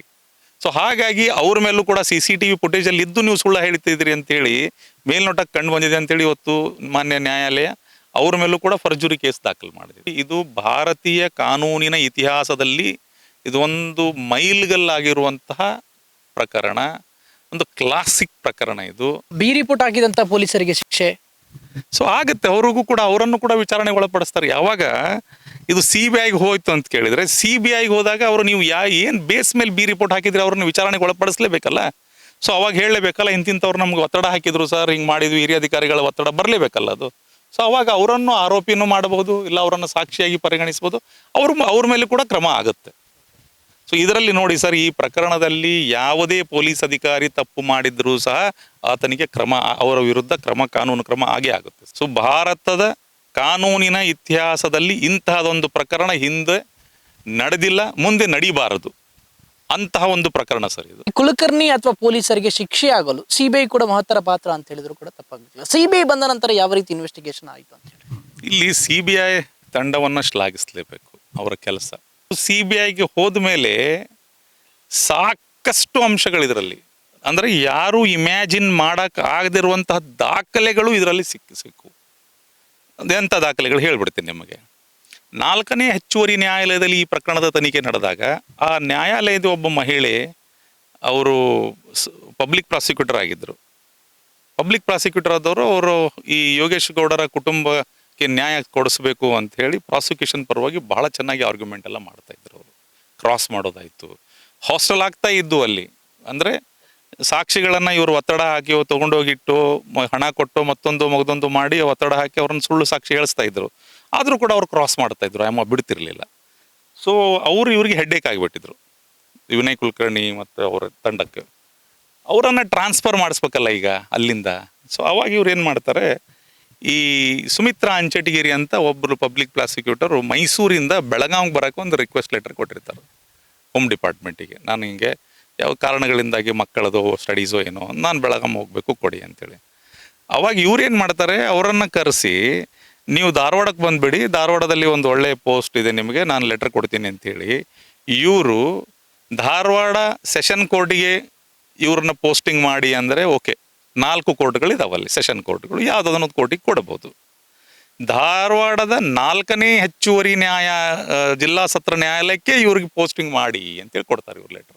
ಅವರ ಉದ್ದೇಶ ಏನು, ಅಲ್ಲಿರುವಂಥ ಏನು ಆ ತಾಯಿ PP ಇದ್ರು ಅಂಗಡಿ ಅಂತವರು, ಅವರನ್ನು ಟ್ರಾನ್ಸ್ಫರ್ ಮಾಡಿಸ್ಬೇಕು ಅಷ್ಟೇ. ಆ ಒಂದು ಇವರು ಲೆಟರ್ ಕೊಟ್ಟಂಥ ಲೆಟರನ್ನು ಕೂಡ CBIದವರು ಸೀಸ್ ಮಾಡಿ ಕೋರ್ಟಿಗೆ ಹಾಜರುಪಡಿಸ್ತಾರೆ. ಅಂದರೆ ಇವರು ಮೊದಲಿಂದನೂ ಸಹ ಈ ಪ್ರಕರಣದಲ್ಲಿ ಪ್ರಕರಣವನ್ನು ಮುಚ್ಚಿ ಹಾಕೋಕ್ಕೆ ಎಲ್ಲ ಕೆಲಸವನ್ನು ಮಾಡ್ತಾ ಇದ್ರು. ಈಗ ಇವ್ರ ಪಾತ್ರ ಇತ್ತು ಅನ್ನೋ ಕಾರಣಕ್ಕೆ ಮಾಡ್ತಾ ಇದ್ರು ಅನ್ನೋಕ್ಕೆ ಅದೊಂದು ದಾಖಲೆ. ಎರಡನೇದ್ದು, ಕೊಲೆ ನಡೆಯುವ ಪೂರ್ವದಲ್ಲಿಯೇ ಪ್ಲ್ಯಾನಿಂಗ್ ಏನಾಗುತ್ತೆ, ಇದು ಕೊಲೆ ಮಾಡುವಂಥದ್ದು ಪ್ಲ್ಯಾನ್ ಆಗಿ ಎಲ್ಲ ಆದಮೇಲೆ ಡೇಟ್ ಫಿಕ್ಸ್ ಆಗುತ್ತೆ ಅದು. ಸೊ 7ನೇ ತಾರೀಕಿಗೆ ಕೊಲೆ ಮಾಡೋದು ಅಂತೇಳಿ, ಆಗಸ್ಟ್ 7. ಅದೇನೋ ಕಾರಣಾಂತರಗಳಿಂದ ಅದು ಫೇಲ್ ಆಗುತ್ತೆ. ಅವಾಗ ಇವರು ಟಿಕೆಟ್ ಮಾಡಿಸಿ ದಿಲ್ಲಿಗೆ ಹೋಗಿದ್ದೀನಿ ಅಂತ ತೋರಿಸ್ತಾರೆ. ಇವ್ರು ಹೋಗಿರೋದಿಲ್ಲ, ಬರೀ ಟಿಕೆಟ್ ಮಾಡಿರ್ತಾರೆ, ಫ್ಲೈಟ್ ಟಿಕೆಟ್ ಮಾಡಿಸಿರ್ತಾರೆ ಅಷ್ಟೇ ಕುಲಕರ್ಣಿ. ಅದಾದ ನಂತರನೂ 14ನೇ ತಾರೀಕಿಗೂ ಕೂಡ ದಿಲ್ಲಿಗೆ ನಾನು ಹೋಗ್ತಾ ಇದ್ದೀನಿ ಅನ್ನೋದನ್ನು 13ನೇ ತಾರೀಕಿಗೂ ಕೂಡ ಟಿಕೆಟ್ ಮಾಡಿಸಿರ್ತಾರೆ ಇವರು. ಅವಾಗಲೂ ಕೂಡ ಹೋಗಿರೋದಿಲ್ಲ ಅವರು. 15ನೇ ತಾರೀಕು ಬೆಳಿಗ್ಗೆ ಬಂದೆ ಅಂತ ಅವ್ರು TPಯಲ್ಲಿ ತೋರಿಸಿದ್ದಾರೆ. ಸೊ ಅವೆಲ್ಲ ದಾಖಲೆಗಳನ್ನು ಕೋರ್ಟ್ಗೆ ನ್ಯಾಯಾಲಯ, ಅಂದರೆ ಇವರು ಮೊದಲನೇ ಪ್ಲ್ಯಾನಿಂಗಲ್ಲಿ ಮೊದಲಿಂದನೂ ಭಾಗಿಯಾಗಿದ್ದರು ಅನ್ನೋದಕ್ಕೆ ಅವೆಲ್ಲ ದಾಖಲೆಗಳು. ಅದಲ್ಲದೆ ಆ ಸ್ಯಾಂಕಿ ಟಾಂಕಿ ಅನ್ನುವಂಥ ಕಡೆ ಕೊಲೆ ನಡೆದ ತಕ್ಷಣವೇ ಸಾಯಂಕಾಲ ಕೊಲೆ ಆದ ದಿವಸನೇ ಸಾಯಂಕಾಲ ಬಸವರಾಜ ಮುತ್ತಿಗೆಯವ್ರ ಜೊತೆ ಕುಲಕರ್ಣಿಯವರು ಮತ್ತು ಅವರ ಮಾವ, ಕುಲಕರ್ಣಿಯವರ ಮಾವ ಮತ್ತು ಅವರ ಸಹೋದರ ಮತ್ತು ಅವರ ಪಿ ಎ ಇವರೆಲ್ಲರೂ ಕೂಡ ಸಾಂಕಿ ಟ್ಯಾಂಕಿ ಹತ್ರ ಒಂದು ಮೀಟಿಂಗ್ ಕೂಡ ಮಾಡ್ತಾರೆ ಬಸವರಾಜ ಮುತ್ತಿಗೆಯವ್ರ ಹತ್ರ. ಹಾಗೆ ಕೊಲೆ ಆದಮೇಲೆ ಮೀಟಿಂಗ್ ಮಾಡಿ ಅವ್ರಿಗೆ ಒಂದಿಷ್ಟು ಖರ್ಚಿಗೆ ಹಣ ಕೊಟ್ಟು ಅವರನ್ನು ವಾಪಸ್ ಕಳಿಸಿ ಬಾಕಿದೆಲ್ಲ ನೋಡ್ತೀವಿ, ನೀವು ಹೋಗಿ ಕಮಿಷನರಿಗೆ ಒಂದು ಫೋನ್ ಮಾಡಿ ಸರೆಂಡರ್ ಆಗಿ ಅಂತೇಳಿ ಇವರು ಕಮಿಷನರ್ಗೆಲ್ಲ ಇನ್ಸ್ಟ್ರಕ್ಷನ್ ಕೊಟ್ಟಿರ್ಬೋದು. ಆ ಕಾಲ್ ಡೀಟೇಲ್ಸ್ ಎಲ್ಲ CBIದವರು ಹಾಕಿದ್ದಾರೆ. ಅಂದರೆ ಸೂಕ್ಷ್ಮಾತಿ ಸೂಕ್ಷ್ಮ ವಿಷಯಗಳ ಮೇಲೆ ಎನ್ಕ್ವೈರಿಯನ್ನು ಮಾಡಿ ಸಾಕಷ್ಟು ಮಾಹಿತಿಯನ್ನು ಕಲೆ ಹಾಕಿ ದಾಖಲೆಗಳನ್ನು ಕಲೆ ಹಾಕಿ ನ್ಯಾಯಾಲಯದ ಮುಂದೆ ಅವುಗಳನ್ನೆಲ್ಲವನ್ನು ಇಟ್ಟಿದ್ದರಿಂದಲೇ ಇವತ್ತು ವಿನಯ್ ಕುಲಕರ್ಣಿ ಅವರಿಗೆ ಶಿಕ್ಷೆ ಆಗಿರೋದು. ಸೊ CBI ಮಾಡಿರುವಂಥ ಕೆಲಸ, ಹಾಕಿರುವಂಥ ಚಾರ್ಜ್ ಶೀಟ್ ಒಂದೇ ಸಾಕಿತ್ತು ಇವರಿಗೆ ಶಿಕ್ಷೆ ಆಗಲಿಕ್ಕೆ. ಸಾಕ್ಷಿಗಳು ಬಂದು ಅಷ್ಟಕ್ಕೆ ಅಲ್ಪ ಸ್ವಲ್ಪ ಸಾಕ್ಷಿ ಹೇಳಿದ್ರು ಸಾಕಾಗಿತ್ತು, ಅದು ದಾಖಲೆಗಳೇ ಸಾಕಷ್ಟಿದ್ವು ಅದರಲ್ಲಿ. ಕೊಲೆಗೆ ಪ್ಲಾನ್ ಯಾರು ಮಾಡಿದ್ರು ಅವರು 2 ದಿವಸದ ಅಥವಾ 1 ದಿವಸದ ನಂತರ ಸರೆಂಡರ್ ಆಗ್ತಾರೆ. ಸೊ ಕೊಲೆ ಮಾಡಿರೋರು ಬೇರೆ, ಸೊ ಕೇಸ್ ಹಾಕೊಂಡು ಹೋಗೋರೇ ಬೇರೆ. ಸೊ ನಂತರ ಅದನ್ನು CBI ಇನ್ವೆಸ್ಟಿಗೇಟ್ ಮಾಡಿ ಅದೇ ಕೊಲೆ ಈಗ ಯಾರು ಮೊದಲು ಆರೋಪಿತರಾಗಿದ್ರಲ್ಲ ಅವರನ್ನು ಸಾಕಷ್ಟು ಬಾರಿ CBI ಕರೆದು ವಿಚಾರಣೆ ಮಾಡಿದಾಗ ಧಾರವಾಡದಲ್ಲಿ ಒಬ್ಬ ಮನುಷ್ಯನ ಹೆಸರು ಬರ್ತದೆ. ಅಂದರೆ ಇದರಲ್ಲಿ ಒಬ್ಬ ಸೌದತ್ತಿ ಅಂತೇಳಿ, ಸಂದೀಪ್ ಸೌದತ್ತಿ ಅಂತೇಳಿ, ಅವನು ಮೊದಲು ಕೊಲೆ ನಂತರ ನಾವೇ ಕೊಲೆ ಮಾಡಿದ್ದು ಅಂತೇಳಿ ಕೇಸ್ ಹಾಕ್ಕೊಂಡು ಹೋಗಿರ್ತಾರೆ. ಅವನು ಕೂಡ ಆರೋಪಿ ಆಗಿರ್ತಾನೆ. ಸೊ ಆ ಟೈಮಲ್ಲಿ ಒಂದಿಷ್ಟು ಮಿರ್ಚಿ ಪೌಡರ್, ಅಂದರೆ ಈ ಮೆಣಸಿನ ಪೌಡ್ರನ್ನು ಇವನ ಕಣ್ಣಿಗೆ, ಯೋಗೇಶ್ ಗೌಡನ ಕಣ್ಣಿಗೆ ಒಗ್ಗಿ ಅವನಿಗೆ ಕಣ್ಣಿಗೆ ಎರಚಿ ಅವ್ನು ಕೊಲೆ ಮಾಡಿರ್ತಾರಲ್ಲ, ಆ ಟೈಮಲ್ಲಿ ಆ ಮಿರ್ಚಿ ಪೌಡ್ರನ್ನ ಅವ್ನ ಕಣ್ಣಿಗೆ ಹಾಕಿದವನು ಮತ್ತು ಅವನಿಗೆ ಚಾಕುದಿಂದ ಚುಚ್ಚಿದವನು ಸಂದೀಪ್ ಸೌದತ್ತಿಯ ಸಹೋದರ ಸಂತೋಷ್ ಸೌದತ್ತಿ ಅನ್ನೋದು ತದನಂತರ CBI ಬಂದ ಮೇಲೆ ಗೊತ್ತಾಗುತ್ತದು. ಸೊ ಇಮಿಡಿಯೇಟಾಗಿ ಅವನನ್ನು ಅರೆಸ್ಟ್ ಮಾಡ್ತಾರೆ ಇವರು CBIದವರು. ಅರೆಸ್ಟ್ ಮಾಡಿ ಅವನನ್ನು ಜೈಲಿಗೆ ಹಾಕೋದಕ್ಕಿಂತ ಪೂರ್ವ ನೆಕ್ಸ್ಟ್ ಡೇನೇ ಅವನನ್ನು ಕರ್ಕೊಂಡು ಕೋರ್ಟಿಗೆ ಪ್ರೊಡ್ಯೂಸ್ ಮಾಡ್ತಾರೆ. ನೆಕ್ಸ್ಟ್ ಡೇ ಹೈಕೋರ್ಟಿಂದ ಸ್ಟೇ ಆಗಿಬಿಡುತ್ತೆ ಈ ಪ್ರಕರಣಕ್ಕೆ, CBI ತನಿಖೆಗೆ ಸ್ಟೇ ಆಗಿಬಿಡುತ್ತೆ. ಸೊ ಆಮೇಲೆ 2.5 ತಿಂಗಳುಗಳ ಕಾಲ ಇದು ಸ್ಟೇ ಇರುತ್ತೆ. ಮತ್ತು ಸುಪ್ರೀಂ ಕೋರ್ಟಿಗೆ ಹೋಗಿ ಸ್ಟೇ ವೆಕೆಟ್ ಮಾಡ್ಕೊಂಡು ಬಂದ ಮೇಲೆ ಬಾಕಿಯವರು ಯಾರು ಅಂತ ಹುಡುಕ್ತಾ ಹೋದಾಗ ಈ ಐ ವಿಟ್ನೆಸ್ಗಳಲ್ಲೇ ಒಬ್ಬರು ಈ ಫೋಟೋನ ಐಡೆಂಟಿಫೈ ಮಾಡ್ತಾರೆ. ಅವ್ರು ಕೊಲೆ ಪ್ಲ್ಯಾನಿಂಗಲ್ಲಿದ್ದರು, ಕೊಲೆ ಮಾಡಿರಲಿಲ್ಲ. ಸೊ ಅವ್ರೇನು ತಮ್ಮ ಮೈ ಮೇಲೆ ಕೇಸನ್ನು ಹಾಕ್ಕೊಂಡು ಇನ್ನು ಜೈಲಿಗೆ ಹೋಗಿರ್ತಾರಲ್ಲ, ಅವ್ರ ಫೋಟೋಗಳನ್ನು ಫೇಸ್ಬುಕ್ಕಿಂದ ಅಲ್ಲಿಂದೆಲ್ಲ ತೆಗೆದು ಚೆಕ್ ಮಾಡಲಾಗಿ ಅವುಗಳನ್ನು ತೋರಿಸಿದಾಗ ಆ ಬಸವರಾಜ ಮುತ್ತಿಗೆಯವ್ರ ಹಿಂದೆ ಒಂದು ಫೋಟೋ ಇರುತ್ತೆ, ಒಬ್ಬ ಮನುಷ್ಯ ಇರ್ತಾನೆ. ಅವರನ್ನು ತೋರಿಸ್ತಾರೆ. ಅವ್ರು ಈ ಮನುಷ್ಯ ಇದ್ದ ಸರ್, ಈ ಮನುಷ್ಯನೇ ತಲವಾರದಿಂದ ಹೊಡೆದಿದ್ದ ಅಂತೇಳಿ. ಸೊ ಅವಾಗ ಅವನ ಕಾಲ್ ಡೀಟೇಲ್ಸ್ಗಳನ್ನು ಮತ್ತು ಅವನಿಗೆ ಸಂಬಂಧಪಟ್ಟಂಥ ಮಾಹಿತಿಯನ್ನು 2-3 ಗಂಟೆಯಲ್ಲಿ CBIದವ್ರು ಕಲೆ ಹಾಕಿದಾಗ ಗೊತ್ತಾಗುತ್ತೆ ಕೊಲೆ ಮಾಡೋಕ್ಕೆ ಬಂದವರು ಎಲ್ಲರೂ ಬೆಂಗಳೂರವರು ಅಂತೇಳಿ, ಬೆಂಗಳೂರು ಮತ್ತು ಅದರ ಸುತ್ತಮುತ್ತಲಿದ್ದವರು ಅಂತೇಳಿ. ಇಮಿಡಿಯೇಟಾಗಿ ಪೊಲೀಸರು ಅವ್ರನ್ನ ಬೆನ್ನತ್ತಿ CBIದವರು ಬೆಂಗಳೂರಿಗೆ ಬಂದು ಒಂದೇ ದಿನದಲ್ಲಿ 5 ಜನರನ್ನು ಅರೆಸ್ಟ್ ಮಾಡ್ತಾರೆ. ಅದು ಸಿನಿಮೆ ರೀತಿಯಲ್ಲಿ ಚೇಸ್ ಮಾಡಿ ಅವರನ್ನು 20-30 ಕಿಲೋಮೀಟರ್ ಚೇಸ್ ಮಾಡಿ ಅವ್ರನ್ನ ಅರೆಸ್ಟ್ ಮಾಡ್ತಾರೆ. ಅವರು ಅಂದರೆ ಅವ್ರು ಓಡೋಗಕ್ಕೆ ಪ್ರಯತ್ನ ಪಡ್ತಿರ್ತಾರೆ ಅಲ್ಲಿಂದ. ಅವ್ರಿಗೆ ಗೊತ್ತಾಗ್ಬಿಟ್ಟಿರುತ್ತೆ ನಮ್ಮನ್ನು ಹಿಡಿತಾರೆ CBIದವ್ರು ಅಂತೇಳಿ. ಅವರನ್ನೇ ಹಿಡ್ಕೊಂಡು ಬಂದು ಕೋರ್ಟಿಗೆ ಪ್ರೊಡ್ಯೂಸ್ ಮಾಡೋದಾಗಲೇ ಗೊತ್ತಾಗುತ್ತೆ ಇಡೀ ಧಾರವಾಡ ಬೆಚ್ಚಿ ಬೀಳೋದೇನಂತ ಕೇಳಿದರೆ, ಧಾರವಾಡ ಮತ್ತು ರಾಜ್ಯದಲ್ಲಿ ದ ಆ್ಯಕ್ಚುಲ್ ಅಸೆಲೆನ್ಸ್, ಅಂದರೆ ನಿಜವಾದ ಕೊಲೆಗಾರರನ್ನು ರಾಜ್ಯ ಪೊಲೀಸರು ಅರೆಸ್ಟೇ ಮಾಡಿರಲಿಲ್ಲ. ಸೊ ನಾವೆಲ್ಲ ಹೋರಾಟಗಾರರು ಏನು ಧ್ವನಿ ಎತ್ತಿದ್ವಿ, ಇವರು ನಿಜವಾಗ್ಲೂ ಕೊಲೆಗಾರರಲ್ಲ, ಕೊಲೆಗಾರರು ಇನ್ನೂ ಬೇರೆಯವ್ರು ಇದ್ದಾರೆ ಅಂತ ನಾವೇನು ಹೇಳ್ತಾ ಇದ್ವಿ. ಸುಪಾರಿ ಕಿಲ್ಲರ್ಸ್ ಇದ್ದಾರೆ, ಎಕ್ಸ್ಪರ್ಟ್ಸ್ ಇದ್ದಾರೆ ಇದರಲ್ಲಿ ಅಂತ ಹೇಳ್ತಾ ಇದ್ವಿ. ಅದು ಸತ್ಯ ಆಯಿತು. ಸೊ ಹಾಗಾಗಿ ಅವರನ್ನು ಅರೆಸ್ಟ್ ಮಾಡಿ ಆದಮೇಲೆ ರಾಜ್ಯ ಆವಾಗಿನ ಪೊಲೀಸ್ ಅಧಿಕಾರಿಗಳು, IO ಎಲ್ಲರೂ ಕೂಡ ಬೆಚ್ಚಿ ಬೀಳ್ತಾರೆ ಇವರು. ಸೊ ನಾವು ಪ್ರೆಷರಲ್ಲಿ ಕೆಲಸ ಮಾಡಿ ಈ ಕೇಸಲ್ಲಿ ಸಿಕ್ಕಾಕೊಂಡ್ವೇನೋ ಅಂತೇಳಿ ಅವಾಗ ಪೊಲೀಸ್ ಅಧಿಕಾರಿಗಳು ಒಬ್ಬೊಬ್ಬರಾಗಿ ಬಂದು ಸತ್ಯ ಹೇಳಕ್ಕೆ ಸ್ಟಾರ್ಟ್ ಮಾಡ್ತಾರೆ IO. ಅವಾಗ IO ಅವ್ರಿಗೆ ನಾವು 164 ಸ್ಟೇಟ್ಮೆಂಟ್ ಕೊಡ್ತೀವಿ ಜೂನಿಯರ್ ಕೋರ್ಟ್ ನ್ಯಾಯಾಧೀಶರ ಮುಂದೆ ಅಂತ ಹೇಳಿದಾಗ ಅವ್ರು 164 ಕೊಡೋಕ್ಕೆ IOನು ಎಸ್ ಅಂತ ಹೇಳಿ ಒಂದು ಅಪ್ಲಿಕೇಶನ್ ಕೊಟ್ಟು ಅವ್ರ ಕಡೆಯಿಂದ ಹೇಳಿಸ್ತಾರೆ. ಸುಮಾರು ಭಾಳ ಜನ 5 ಜನ ಪೊಲೀಸ್ ಅಧಿಕಾರಿಗಳು 164 ಸ್ಟೇಟ್ಮೆಂಟ್ ಕೊಟ್ಟಿದ್ದಾರೆ. ಇದರಲ್ಲಿ 3 ಜನ ಅಡ್ವೊಕೇಟ್ಗಳು, ಅವ್ರನ್ಗೆ ಬ್ರೀಫ್ ಮಾಡೋಕ್ಕೆ ಹೋದಂಥ ಅಡ್ವೊಕೇಟ್ಗಳು, ಸಾಕ್ಷಿಗಳಿಗೆ ಸುಳ್ಳು ಸಾಕ್ಷಿ ಹೇಳೋಕ್ಕೋಸ್ಕರ ಬೇರೆ ರೀತಿ ಅಂತ ಅವ್ರದ್ದು ಕೂಡ 164 ಸ್ಟೇಟ್ಮೆಂಟ್ ಆಗುತ್ತೆ. ಮತ್ತು ಈ ಪ್ರಕರಣದಲ್ಲಿ ಏನು ಮೊದಲಿಗೆ ಅರೆಸ್ಟ್ ಆದಂಥ, ನಾವು ಕೊಲೆ ಮಾಡಿದ್ದೀವಿ ಅಂತ ಹೇಳಿ ಏನು ಸರೆಂಡರ್ ಆಗ್ತಾರಲ್ಲ, ಅದರಲ್ಲಿ 2 ಜನ ಅವರು 164 ಸ್ಟೇಟ್ಮೆಂಟನ್ನು ಕೊಡ್ತಾರೆ. ಅವರು ಅಂದರೆ ತಪ್ಪೊಪ್ಪಿಗೆ, ನಾವು ಮಾಡಿದ್ದೀವಿ, ಈ ತಪ್ಪನ್ನು ನಾವು ಮಾಡಿದ್ದೀವಿ ಅಂಥೇಳಿ ಜೂನಿಯರ್ ಕೋರ್ಟ್ ನ್ಯಾಯಾಧೀಶರ ಮುಂದೆ ಅಪ್ಲಿಕೇಶನ್ ಹಾಕ್ಕೊಂಡು ಹೋಗಿ ಅವ್ರು ಕೊಟ್ಟಿರ್ತಾರೆ.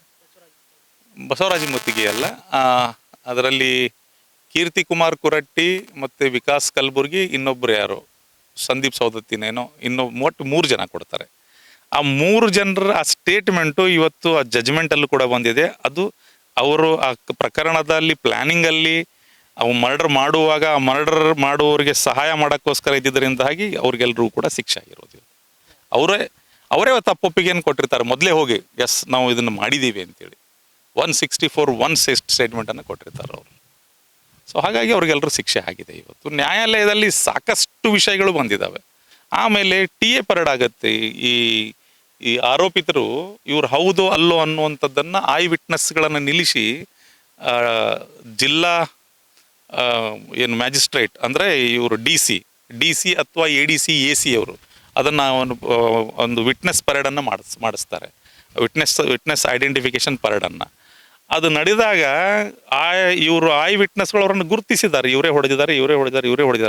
ಅಲ್ಲಿ ಯಾರು IO ಇರೋದಿಲ್ಲ, CBI ಅಧಿಕಾರಿಗಳು ಯಾರು ಇರೋದಿಲ್ಲ, ಬೇರೆ ಪಂಚರು ಯಾರು ಇರೋದಿಲ್ಲ, ಕ್ಲಾಸ್ 1 ಆಫೀಸರ್ ಏನು AC ಅಥವಾ ADC ಇರ್ತಾರೆ, ಅವ್ರು ಇರ್ತಾರೆ. ಇಲ್ಲ ಅಂತ ಕೇಳಿದ್ರೆ ಸಾಕ್ಷಿದಾರ ಇರ್ತಾರೆ. ಸೊ ಅವ್ರ ಮುಂದೆ ನಡೆದಂಥ ವಿಟ್ನೆಸ್ ಪರೇಡ್ಗಳ ಸಾಕ್ಷಿಗಳು ಕೂಡ ಅಲ್ಲಿದ್ದು, ಸಾಕಷ್ಟು TA ಪರೇಡದ್ದು ದಾಖಲೆಗಳಲ್ಲಿದ್ದು. ಸೊ ಹಾಗಾಗಿ ನ್ಯಾಯಾಲಯಕ್ಕೆ ಏನು ಬೇಕು, ಈ ಶಿಕ್ಷೆ ಕೊಡಲಿಕ್ಕೆ ಎಷ್ಟು ಸಾಕ್ಷಿಗಳು ಬೇಕು, ಸಾಕಷ್ಟು ಸಾಕ್ಷಿಗಳು ನ್ಯಾಯಾಲಯದಿಂದಾಗಿ ಇವತ್ತು ಇವ್ರಿಗೆಲ್ಲರೂ ಕೂಡ ಜೀವಾವಧಿ ಶಿಕ್ಷೆ ಆಗಿದೆ. ಮತ್ತು ಇದು ಸಮಾಜಕ್ಕೆ ಇವತ್ತು ಬೇಕಿತ್ತು. ಇವತ್ತು ಈ ಪ್ರಕರಣದಲ್ಲಿ ವಿನಯ್ ಕುಲಕರ್ಣಿ ಅಂತ ಪ್ರಭಾವಿಗಳು ಬಚಾವಾಗಿಬಿಟ್ಟಿದ್ರೆ ಒಂದೆಲ್ಲೋ ಸಮಾಜಕ್ಕೆ ರಾಂಗ್ ಮೆಸೇಜ್ ಹೋಗ್ತಿತ್ತೇನೋ ಅಂತ ನನಗನ್ಸುತ್ತೆ. ಈ ಬಸವರಾಜ್ ಮುತ್ತಗಿ ಅವರು ಏನು ಮಾಫಿ ಸಾಕ್ಷಿ ಹೇಳ್ತಾರೆ.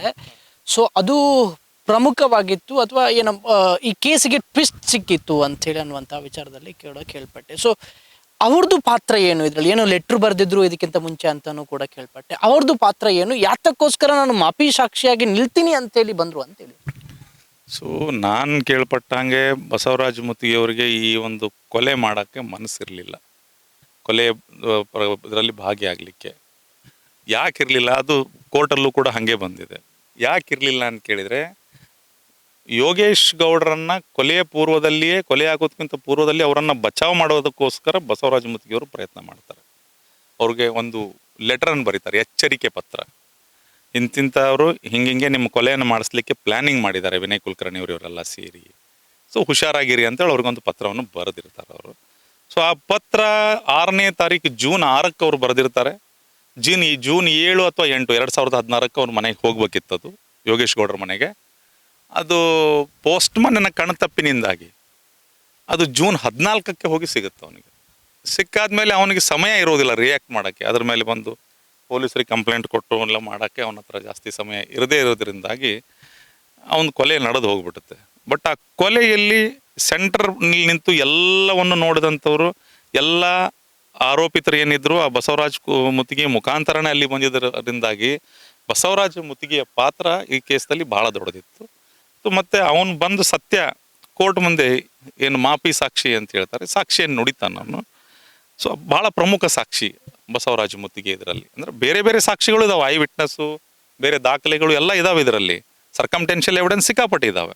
ಬಸವರಾಜ ಮುತ್ತಿಗೆ ಹೇಳ್ತಾ ಇರೋದು ಸತ್ಯ ಅಂತ ಹೇಳೋಕ್ಕೂ ಕೂಡ ಸಾಕಷ್ಟು ಸಾಕ್ಷಿಗಳಿದಾವೆ. ಕೊರಾಬರೇಟಿವ್ ಸಾಕ್ಷಿಗಳು ಏನು ಬರ್ತವೆ, ಅವರೆಲ್ಲರೂ ಕೂಡ ಅದರಲ್ಲಿ ಹೇಳಿದ್ದಾರೆ, ಎಸ್ ಬಸವರಾಜ ಮುತ್ತಿಗೆ ಈ ಸಮಯದಲ್ಲಿ ಇಲ್ಲಿದ್ದ, ಹಿಂಗೆ ಬಂದಿದ್ದ, ಇಲ್ಲಿ ಬಂದಿದ್ದ, ಇವ್ರ ಜೊತೆ ಇದ್ದ, ಎಲ್ಲವೂ ಕೊರಾಬರೇಟಿವ್ ಸಾಕ್ಷಿಗಳು ಇದಾವೆ ಅದರಲ್ಲಿ. ಅದರ ಜೊತೆಯಾಗಿ ಅವನು ಬರೆದಂಥ ಒಂದು ಪತ್ರ ಇತ್ತಲ್ಲ, ಅವನನ್ನು ಎಚ್ಚರಿಕೆ ಪತ್ರ, ಆ ಎಚ್ಚರಿಕೆ ಪತ್ರ ಬಸವರಾಜ ಮುತ್ತಿಗೆಯನ್ನು ಮಾಫಿ ಸಾಕ್ಷಿಯನ್ನಾಗಿ ಕೋರ್ಟ್ ಪರಿಗಣಿಸಲಿಕ್ಕೆ ಮುಖ್ಯ ಕಾರಣ ಆಯಿತು. ಸೊ ಅವನಿಗೆ ಉದ್ದೇಶ ಇಲ್ಲಿ ಮುಖ್ಯ. ಬಸವರಾಜ ಮುತ್ತಿಗೆ ಯೋಗೇಶ್ ಗೌಡರನ್ನ ಉಳಿಸೋಕ್ಕೆ ಪ್ರಯತ್ನ ಪಟ್ಟ ಅನ್ನುವಂಥ ಒಂದು ಉದ್ದೇಶ ಅಲ್ಲಿ ಎದ್ದು ಕಾಣೋದ್ರಿಂದಾಗಿ ಬಸವರಾಜ ಮುತ್ತಿಗೆಯನ್ನು ನ್ಯಾಯಾಲಯ ಮಾಫಿ ಸಾಕ್ಷಿಯನ್ನಾಗಿ ಕನ್ಸಿಡರ್ ಮಾಡಿದೆ ಅಂತ ಅನಿಸುತ್ತೆ. ನಂತರ ಅವ್ರಿಗೆ ಥ್ರೆಟ್ ಏನು ಆ ಥರ ಬರಲಿಲ್ವ? ಥ್ರೆಟ್ ಇದ್ದಿದ್ದರಿಂದಲೇ ನ್ಯಾಯಾಲಯ ಇವತ್ತು ಅವ್ರಿಗೆ ಸೆಕ್ಯೂರಿಟಿ ಕೊಟ್ಟಿದೆ. ಸೊ ಅವ್ರು ಮಾಫಿ ಸಾಕ್ಷಿ ಆದಮೇಲೆ ಅವರು ಸರ್ಕಾರದ ಆಸ್ತಿ, ನ್ಯಾಯಾಲಯದ ಆಸ್ತಿ ಅವರು. ಹೀಗಾಗಿ ನ್ಯಾಯಾಲಯ ಅವರಿಗೆ ಒಂದು ಇವರಿಂದ CISFನಿಂದಾಗಿ ಕೇಂದ್ರ ಸರ್ಕಾರದಿಂದ ಅವರಿಗೆ ಇದನ್ನು ಕೊಡಿಸಿದೆ, ಏನಂತ ಕೇಳಿದರೆ ಸೆಕ್ಯೂರಿಟಿ ಕೊಡಿಸಿದೆ. ಅವರಿಗೆ ಥ್ರೆಟ್ ಇದೆ, ಅವರಿಗೆ ಸಾಕಷ್ಟು ಥ್ರೆಟ್ ಬಸವರಾಜ ಮುತ್ತಿಗೆ ಅವರಿಗಿದೆ.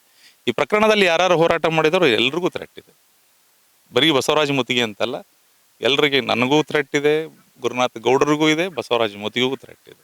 ಸೊ ಇದರಲ್ಲಿ ವಿನಯ್ ಕುಲಕರ್ಣಿಯನ್ನು ಅರೆಸ್ಟ್ ಮಾಡೋಕೆ ಮುಖ್ಯ ಕಾರಣ ಏನು ಅಂತೇಳಿ, ಮತ್ತೆ ಅವರಿಗೆ 2019 ಏನೋ ಅರೆಸ್ಟ್ CBI ರಚನೆ ಆಗುತ್ತೆ, 20 ಅರೆಸ್ಟ್ ಮಾಡ್ತಾರೆ, 21 ಅವರಿಗೆ ಬೇಲ್ ಆಗುತ್ತೆ. ನಂತರದಲ್ಲಿ 2025ಗೂ ಏನೋ ಮತ್ತೆ ಅವರಿಗೆ ಬೇಲ್ ರಿಜೆಕ್ಟ್ ಆಗುತ್ತೆ. ಆ ಸ್ಟೋರಿ ಏನು ಸರ್? ಈ ಕೊಲೆ ಪ್ರಕರಣದಲ್ಲಿ ಕೊಲೆ ನಡೆದಿರೋದೇ ವಿನಯ್ ಕುಲಕರ್ಣಿಗೋಸ್ಕರ. ವಿನಯ್ ಕುಲಕರ್ಣಿ ಅವರೇ ಮೇನ್ ಇದರಲ್ಲಿ. ಅಂದರೆ ಈ ಕೊಲೆಗಾರರನ್ನೆಲ್ಲರನ್ನು ಅಸೆಂಬಲ್ ಮಾಡಿಸಿ ಕೊಲೆ ಮಾಡ್ಸಕ್ಕೆ ಹಚ್ಚಿದ್ದೆ ವಿನಯ್ ಕುಲಕರ್ಣಿ ಅನ್ನೋದು ಸಾಕಷ್ಟು ಸಾಕ್ಷ್ಯಾಧಾರಗಳು CBI ಹತ್ರ ಲಭ್ಯ ಆಗಿದ್ದರಿಂದಾಗಿ ವಿನಯ್ ಕುಲಕರ್ಣಿ ಅವರನ್ನು 5/11/2020 ಅರೆಸ್ಟ್ ಮಾಡ್ತಾರೆ. ಅವ್ರನ್ನ ವಿಚಾರಣೆಗೆ ಕರೆಸಿ ಅವತ್ತೇ ಅರೆಸ್ಟ್ ಮಾಡ್ತಾರೆ 5/11. ತದನಂತರ ವಿನಯ್ ಕುಲಕರ್ಣಿ ಅವರಿಗೆ 2020 ಆಗಸ್ಟಲ್ಲಿ ಬೇಲ್ ಆಗುತ್ತೆ ಅವ್ರಿಗೆ. ವಿನಯ್ ಕುಲಕರ್ಣಿ ಅವರಿಗೆ ಬೇಲ್ ಮೇಲೆ ಒಂದು ಕಂಡೀಷ್ನಲ್ ಬೇಲ್ ನ್ಯಾಯಾಲಯ, ಮಾನ್ಯ ಸರ್ವೋಚ್ಚ ನ್ಯಾಯಾಲಯ, ಸುಪ್ರೀಂ ಕೋರ್ಟ್ ನೀಡುತ್ತೆ. ಯಾವುದೇ ಸಾಕ್ಷಿಗಳ ಮೇಲೆ ಒತ್ತಡ ಹಾಕಬಾರದು, ಸಾಕ್ಷಿಗಳಿಗೆ ಬೆದರಿಸಬಾರದು, ಸಾಕ್ಷಿಗಳ ಮೇಲೆ ಪ್ರಭಾವ ಬೀರಬಾರದು ಅನ್ನೋದು ಒಂದು. ಮತ್ತು ಅವ್ರಿಗೊಂದು ಸರ್ಟನ್ ಲಿಮಿಟೇಷನ್, ಈ ಡಿಸ್ಟಿಕ್ ಎಂಟ್ರಿ ಮಾಡಬಾರ್ದು ಅಂತೇಳಿ, ಜಿಲ್ಲೆಯನ್ನು ಪ್ರವೇಶ ಮಾಡಬಾರದು, ನಿರ್ಬಂಧನೇ ಇರುತ್ತೆ. ಅದು ಯಾಕೆ ಅಂತ ಕೇಳಿದರೆ ಎಲ್ಲ ಸಾಕಷ್ಟು ಸಾಕ್ಷಿಗಳು ಆ ಜಿಲ್ಲೆಯಲ್ಲಿ ಇರೋದ್ರಿಂದಾಗಿ ಅವ್ರ ಮೇಲೆ ಪ್ರಭಾವ ಆಗಬಾರದು ಅನ್ನೋ ಕಾರಣಕ್ಕಾಗಿ ನಿರ್ಬಂಧನೆಯನ್ನು ಸುಪ್ರೀಂ ಕೋರ್ಟ್ ಹೇರುತ್ತೆ. ತದನಂತರ CBI ಎಲ್ಲ ಸಂಪೂರ್ಣ ಚಾರ್ಜ್ ಶೀಟ್ ಸಲ್ಲಿಸಿದ ಮೇಲೆ ಜನಪ್ರತಿನಿಧಿಗಳ ನ್ಯಾಯಾಲಯದಲ್ಲಿ ಆ ಒಂದು ಪ್ರಕರಣದ ಸುದೀರ್ಘ ವಿಚಾರಣೆ ನಡೀತಾ ಇರುತ್ತದೆ. ನಡೆಯುವ ಸಮಯದಲ್ಲಿ ಸಾಕ್ಷಿಗಳು ನಡೀತಾ ಇರ್ತಾವಲ್ಲ, ಸಾಕಷ್ಟು ಸಾಕ್ಷಿಗಳು ಬಂದು ಕೋರ್ಟಲ್ಲಿ ಹಾಸ್ಟೆಲ್ ಆಗ್ತಾವೆ. ವ್ಯತಿರಿಕ್ತವಾದಂಥ ಸಾಕ್ಷಿಗಳನ್ನು ಹೇಳಕ್ಕೆ ಚಾಲು ಮಾಡ್ತಾರೆ ಅವರು. ಮೊದಲು ಏನು 164 ಹೇಳಿದ್ರು ಅಥವಾ 161 ಏನು ಅವ್ರ ಸ್ಟೇಟ್ಮೆಂಟ್ ಇತ್ತು, ಅದರ ವಿರುದ್ಧವಾದಂಥ ಸ್ಟೇಟ್ಮೆಂಟನ್ನು ಕೊಡಕ್ಕೆ, ಅಂದರೆ ಆರೋಪಿತರ ಪರವಾಗಿ ಸ್ಟೇಟ್ಮೆಂಟ್ಗಳನ್ನು ಕೊಡಕ್ಕೆ ಸ್ಟಾರ್ಟ್ ಮಾಡ್ತಾರೆ. ಸೊ ಅವಾಗ CBIದವರಿಗೆ ಇದು ಡೌಟ್ ಬಂದಲೇ ಬರುತ್ತೆ, ಅಂದರೆ ಈ ಸಾಕ್ಷಿಗಳನ್ನೆಲ್ಲೋ ಹ್ಯಾಂಡಲ್ ಮಾಡ್ತಾ ಇದ್ದಾರೆ ಮತ್ತೆ ಇವರು ಅಂತೇಳಿ. ಸೊ ಅದೇ ಸಮಯದಲ್ಲಿ ಸಾಕ್ಷಿಗಳಿಗೆ ಏನು ಮಾಡ್ತಾರೆ ಇವರು, ಐ ವಿಟ್ನೆಸ್ಗೆ ಇಂತಿಷ್ಟು ದುಡ್ಡು ಅಂತ 5-10 ಲಕ್ಷ ಐ ವಿಟ್ನೆಸ್ಗಳಿಗೆ. ಆಮೇಲೆ ಈ ಸಣ್ಣ ಪುಟ್ಟ ಸಾಕ್ಷಿಗಳು, ಅಂದರೆ ಈ ಪ್ಲೇಸಿಂದ ಆ ಪ್ಲೇಸಿಗೆ ಕರ್ಕೊಂಡು ಹೋದಂಥ ಡ್ರೈವರು ಇವರೆಲ್ಲ ಇದ್ದಾರಲ್ಲ, ಇವರಿಗೆಲ್ಲ 50,000ದಿಂದ 1 ಲಕ್ಷ. ಅಂದರೆ ಆ ಸಾಕ್ಷಿಗಳ ವೇಟ್ ಎಷ್ಟಿದೆಯಲ್ಲ ಅದ್ರ ಮೇಲೆ ಇವ್ರು ದುಡ್ಡು ಕೊಟ್ಟು ಅವ್ರನ್ನ ಕರ್ಕೊಂಡು ಬಂದು ಹಾಸ್ಟೆಲ್ ಮಾಡಿಸ್ತಾ ಇರ್ತಾರೆ ಇವರು.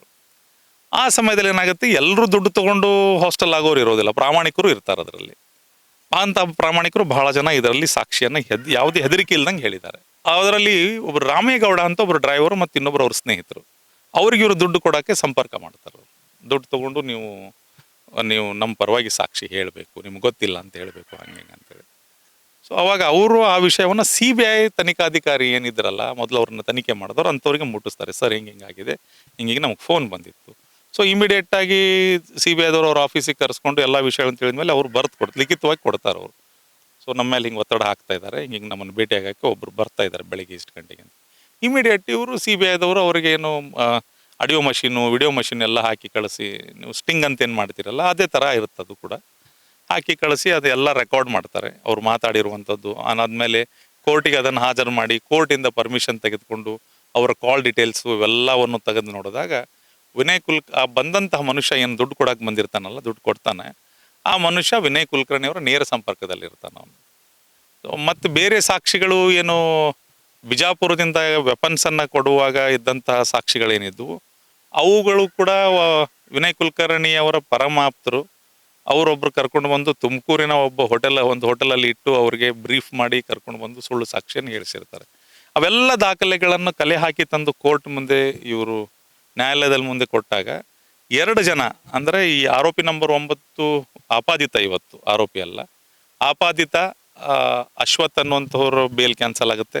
ತದನಂತರ ವಿನಯ್ ಕುಲಕರ್ಣಿ ಅವರ ಮಾವ ಚಂದ್ರಶೇಖರ್ ಇಂಡಿ, ಚಂದು ಮಾಮ, ಆತಂದು ಬೇಲ್ ಕ್ಯಾನ್ಸಲ್ ಆಗುತ್ತೆ. ವಿನಯ್ ಕುಲಕರ್ಣಿ ಅವ್ರ ಬೇಲ್ ಇದು ಜನಪ್ರತಿನಿಧಿ ನ್ಯಾಯಾಲಯ ಕ್ಯಾನ್ಸಲ್ ಮಾಡೋದಿಲ್ಲ, ಅಂದರೆ ಸುಪ್ರೀಂ ಕೋರ್ಟ್ ಬೇಲ್ ಕೊಟ್ಟಿದ್ದರಿಂದಾಗಿ ಅವರು ಮಾಡೋದಿಲ್ಲ. ಸೊ ಇವರು CBIದವರು ಅವೆಲ್ಲ ಹಾಕಿರುವಂಥ ದಾಖಲೆಗಳ ಸಮೇತ ಸುಪ್ರೀಂ ಕೋರ್ಟ್ನಲ್ಲೂ ಕೂಡ ಹೋಗಿ ಅವೆಲ್ಲ ದಾಖಲೆಗಳನ್ನು ಹಾಜರು ಮಾಡ್ತಾರೆ.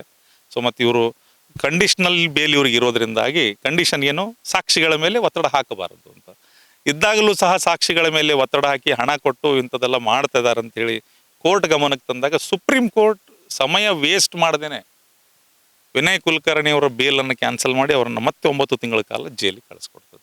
ಎಲ್ಲ ಸಾಕ್ಷಿಗಳು ಮುಗಿದ ಮೇಲೆ ವಿನಯ್ ಕುಲಕರ್ಣಿ ಅವರು ಹೊರಗಡೆ ಬರ್ತಾರೆ. ಅಂದರೆ 2 ಸಲ, ಮೊದಲನೇದ್ದು ಕೊಲೆ ಪ್ರಕರಣದಲ್ಲಿ ಸಾಕಷ್ಟು ಸಾಕ್ಷ್ಯಾಧಾರಗಳಿದ್ದಾಗ ಅವರನ್ನು ಆರೋಪಿ ಅಂತ ಅರೆಸ್ಟ್ ಮಾಡಿ ಕಳಿಸ್ಕೊಡ್ತಾರೆ. ನಂತರ ಸಾಕ್ಷಿ ನಾಶ ಮಾಡಬಾರದು ಅಂತ ನ್ಯಾಯಾಲಯ ಹೇಳಿದ ಮೇಲೂ ಸಾಕ್ಷಿ ನಾಶ ಮಾಡೋಕ್ಕೆ ಇವರು ಪ್ರಯತ್ನ ಪಟ್ಟಾಗ ಮತ್ತೆ ಅವರು ಅರೆಸ್ಟ್ ಮಾಡಿ ಒಳಗಡೆ ಕಳಿಸ್ತಾರೆ. ಸೊ 2 ಬಾರಿ ಈ ಕಾರಣಗಳಿಂದಾಗಿ ಅವರು ಅರೆಸ್ಟ್ ಆಗೋದು. ಈಗ ಎಷ್ಟು ಜನ ಆರೋಪಿಗಳಿದ್ದಾರೆ, ಅಪರಾಧಿಗಳಿದ್ದಾರೆ ಈ ಕೇಸಲ್ಲಿ? ಈಗ 21 ಜನ ಆರೋಪಿಗಳು ಅಂಥೇಳಿ CBI ಚಾರ್ಜ್ ಶೀಟ್ ಸಲ್ಲಿಕೆ ಮಾಡಿದಾಗ 21 ಜನ. 21ರಲ್ಲಿ 2 ಜನ ಅಪ್ರೂವರ್ ಆಗ್ತಾರೆ. ಒಂದು ಬಸವರಾಜ್ ಮುತ್ತಿಗೆಯವರು, ಇನ್ನೊಂದು ಬಿರಾದರ್ ಅಂತೇಳಿ. ಈ ಈ ಕೇಸ್ದಲ್ಲಿ ಬಳಕೆ ಆಗದಿರುವಂಥ ವೆಪನ್ಗಳಿದ್ದು, ಅಂದರೆ ಬಳಕೆ ಮಾಡಲಿಕ್ಕೆ ಅಂದನೇ ತಂದಿದ್ರು, ಬಳಕೆ ಆಗೋದಿಲ್ಲ, ವೆಪನ್ ಕೊಟ್ಟಂಥವ್ರು ಅವರು ಶ್ರೀಶೈಲ್ ಬಿರಾದರ್ ಅಂತೇಳಿ.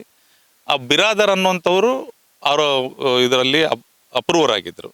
ಅವರು ಅಪ್ರೂವರ್ ಆಗಿ ತಾವೇ ಹೈಕೋರ್ಟಿಗೆ ಹೋಗಿ ಹೈಕೋರ್ಟಲ್ಲಿ ಅಪ್ಲಿಕೇಶನ್ ಹಾಕಿ ಅಪ್ರೂವರ್ ಆಗಿ ಬಂದು ನಂತರ ಮತ್ತೆ ಅವ್ರು ಏನಾಗ್ತಾರೆ, ಹಾಸ್ಟೆಲ್ ಆಗ್ತಾರೆ ಕೋರ್ಟಲ್ಲಿ. ಇಲ್ಲ, ನಾನು ಒತ್ತಡದಲ್ಲಿ ಹೇಳಿದೆ ಹಂಗೆ ಅಂತೇಳಿ.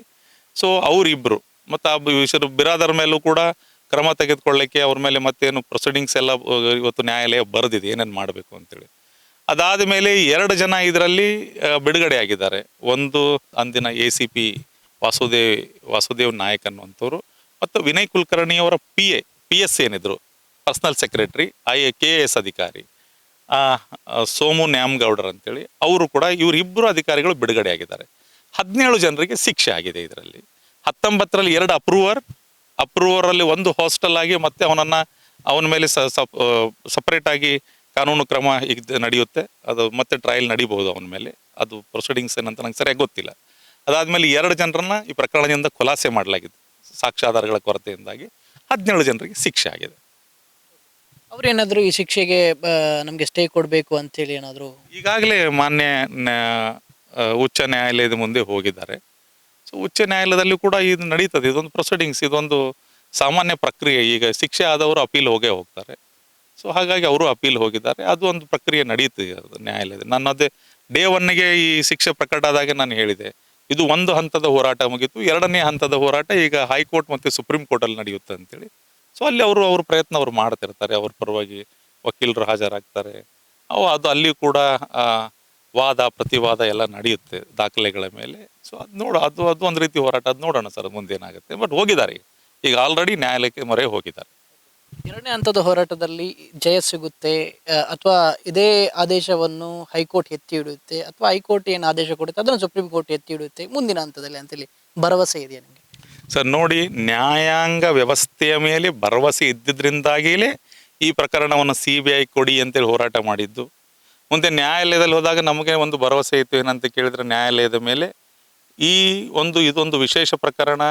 ಇದು ನಾನು ಹೇಳಿದ್ನಲ್ಲ, 9.5 ವರ್ಷಗಳ ಹೋರಾಟ, 313 ಸ್ಟೇಟ್ಮೆಂಟಿಗೆ ಹೋದ ಮೇಲೆ CBIಗೆ ಹೋಗಿದ್ದು. ಈ ಥರ ಪ್ರಕರಣಗಳು 2 ಇರೋದು. ಒಂದು 313 ಸ್ಟೇಟ್ಮೆಂಟಿಗೆ ಹೋಗಿ CBIಗೆ ಹೋಗಿ ಕನ್ವಿಕ್ಷನ್ ಆಗಿರೋದು ಯೋಗೇಶ್ ಗೌಡರ ಕೊಲೆ ಪ್ರಕರಣ. ಇನ್ನೊಂದು ಸಂಪೂರ್ಣ ಕೇಸು ಮುಕ್ತಾಯವಾಗಿ ಆರೋಪಿತರು ನಿರಪರಾಧಿಗಳಾಗಿ ಹೊರಗಡೆ ಬಂದಾದ ಮೇಲೆ ಸುಪ್ರೀಂ ಕೋರ್ಟಿಗೆ ಹೋಗಿ ಸುಪ್ರೀಂ ಕೋರ್ಟ್ ಅದನ್ನು CBI ತನಿಖೆಗೆ ಒಳಪಡಿಸಿ, ನಂತರ CBI ತನಿಖೆಯಲ್ಲಿ ಯಾರ್ಯಾರು ಆರೋಪಿತರಿದ್ರು ಅವರೆಲ್ಲರೂ ಕೂಡ ಅಪರಾಧಿ ಅಂತೇಳಿ ಪ್ರೂವ್ ಆಗಿ ಅವ್ರಿಗೆಲ್ಲರಿಗೂ ಕೂಡ ಜೀವಾವಧಿ ಶಿಕ್ಷೆ ಆಗಿರುವಂಥದ್ದು 2 ಪ್ರಕರಣ. ಇವೆರಡು ವಿಶೇಷ ಪ್ರಕರಣಗಳು. ಒಂದು ರಾಜು ಪಾಲ್ ಮರ್ಡರ್ ಕೇಸ್, ಬಹುಜನ ಸಮಾಜವಾದಿ ಪಾರ್ಟಿಯಿಂದ ಉತ್ತರ ಪ್ರದೇಶದಲ್ಲಿ ಶಾಸಕರಾಗಿದ್ದರು. ಅತೀಕ್ ಅಹಮದ್ ಅಂತೇಳಿ ನೀವು ಬಹಳಷ್ಟು ಚಲನಚಿತ್ರಗಳಲ್ಲೂ ಆ ಮನುಷ್ಯನ ಹೆಸರು ಕೇಳಿದಿರಿ ನೀವು. MP ಆಗಿದ್ದವರು, MLA ಆಗಿದ್ದವರು. ಅವರು ಅವತ್ತನ್ನು ಮರ್ಡರ್ ಮಾಡಿಸ್ತಾರೆ. ಅದನ್ನು ರಾಜ್ಯ ಸರ್ಕಾರ ಮುಚ್ಚಿ ಹಾಕುತ್ತೆ. ಅವರ ಮಡದಿ ರಾಜು ಪಾಲ್ರವರ ಧರ್ಮಪತ್ನಿ ಸೀಮಾ ಪಾಲ್ ಅನ್ನೋಂಥವ್ರು, ಅವರು ಮತ್ತೆ ಹೋರಾಟಕ್ಕೆ ಇಳಿತಾರೆ. ಅವರು ಕೂಡ ಎಲೆಕ್ಷನಲ್ಲಿ MLA ಆಗ್ತಾರೆ. ಅವರು MLA ಆದರೂ ಸಹ ಅವ್ರ ಮಾತನ್ನು ಅಧಿವೇಶನದಲ್ಲಿ ಅವ್ರದ್ದೆಲ್ಲರೂ ನಡೆಯೋಂಗಿಲ್ಲ, ಅದು CBIಗೆ ಹೋಗೋದಿಲ್ಲ.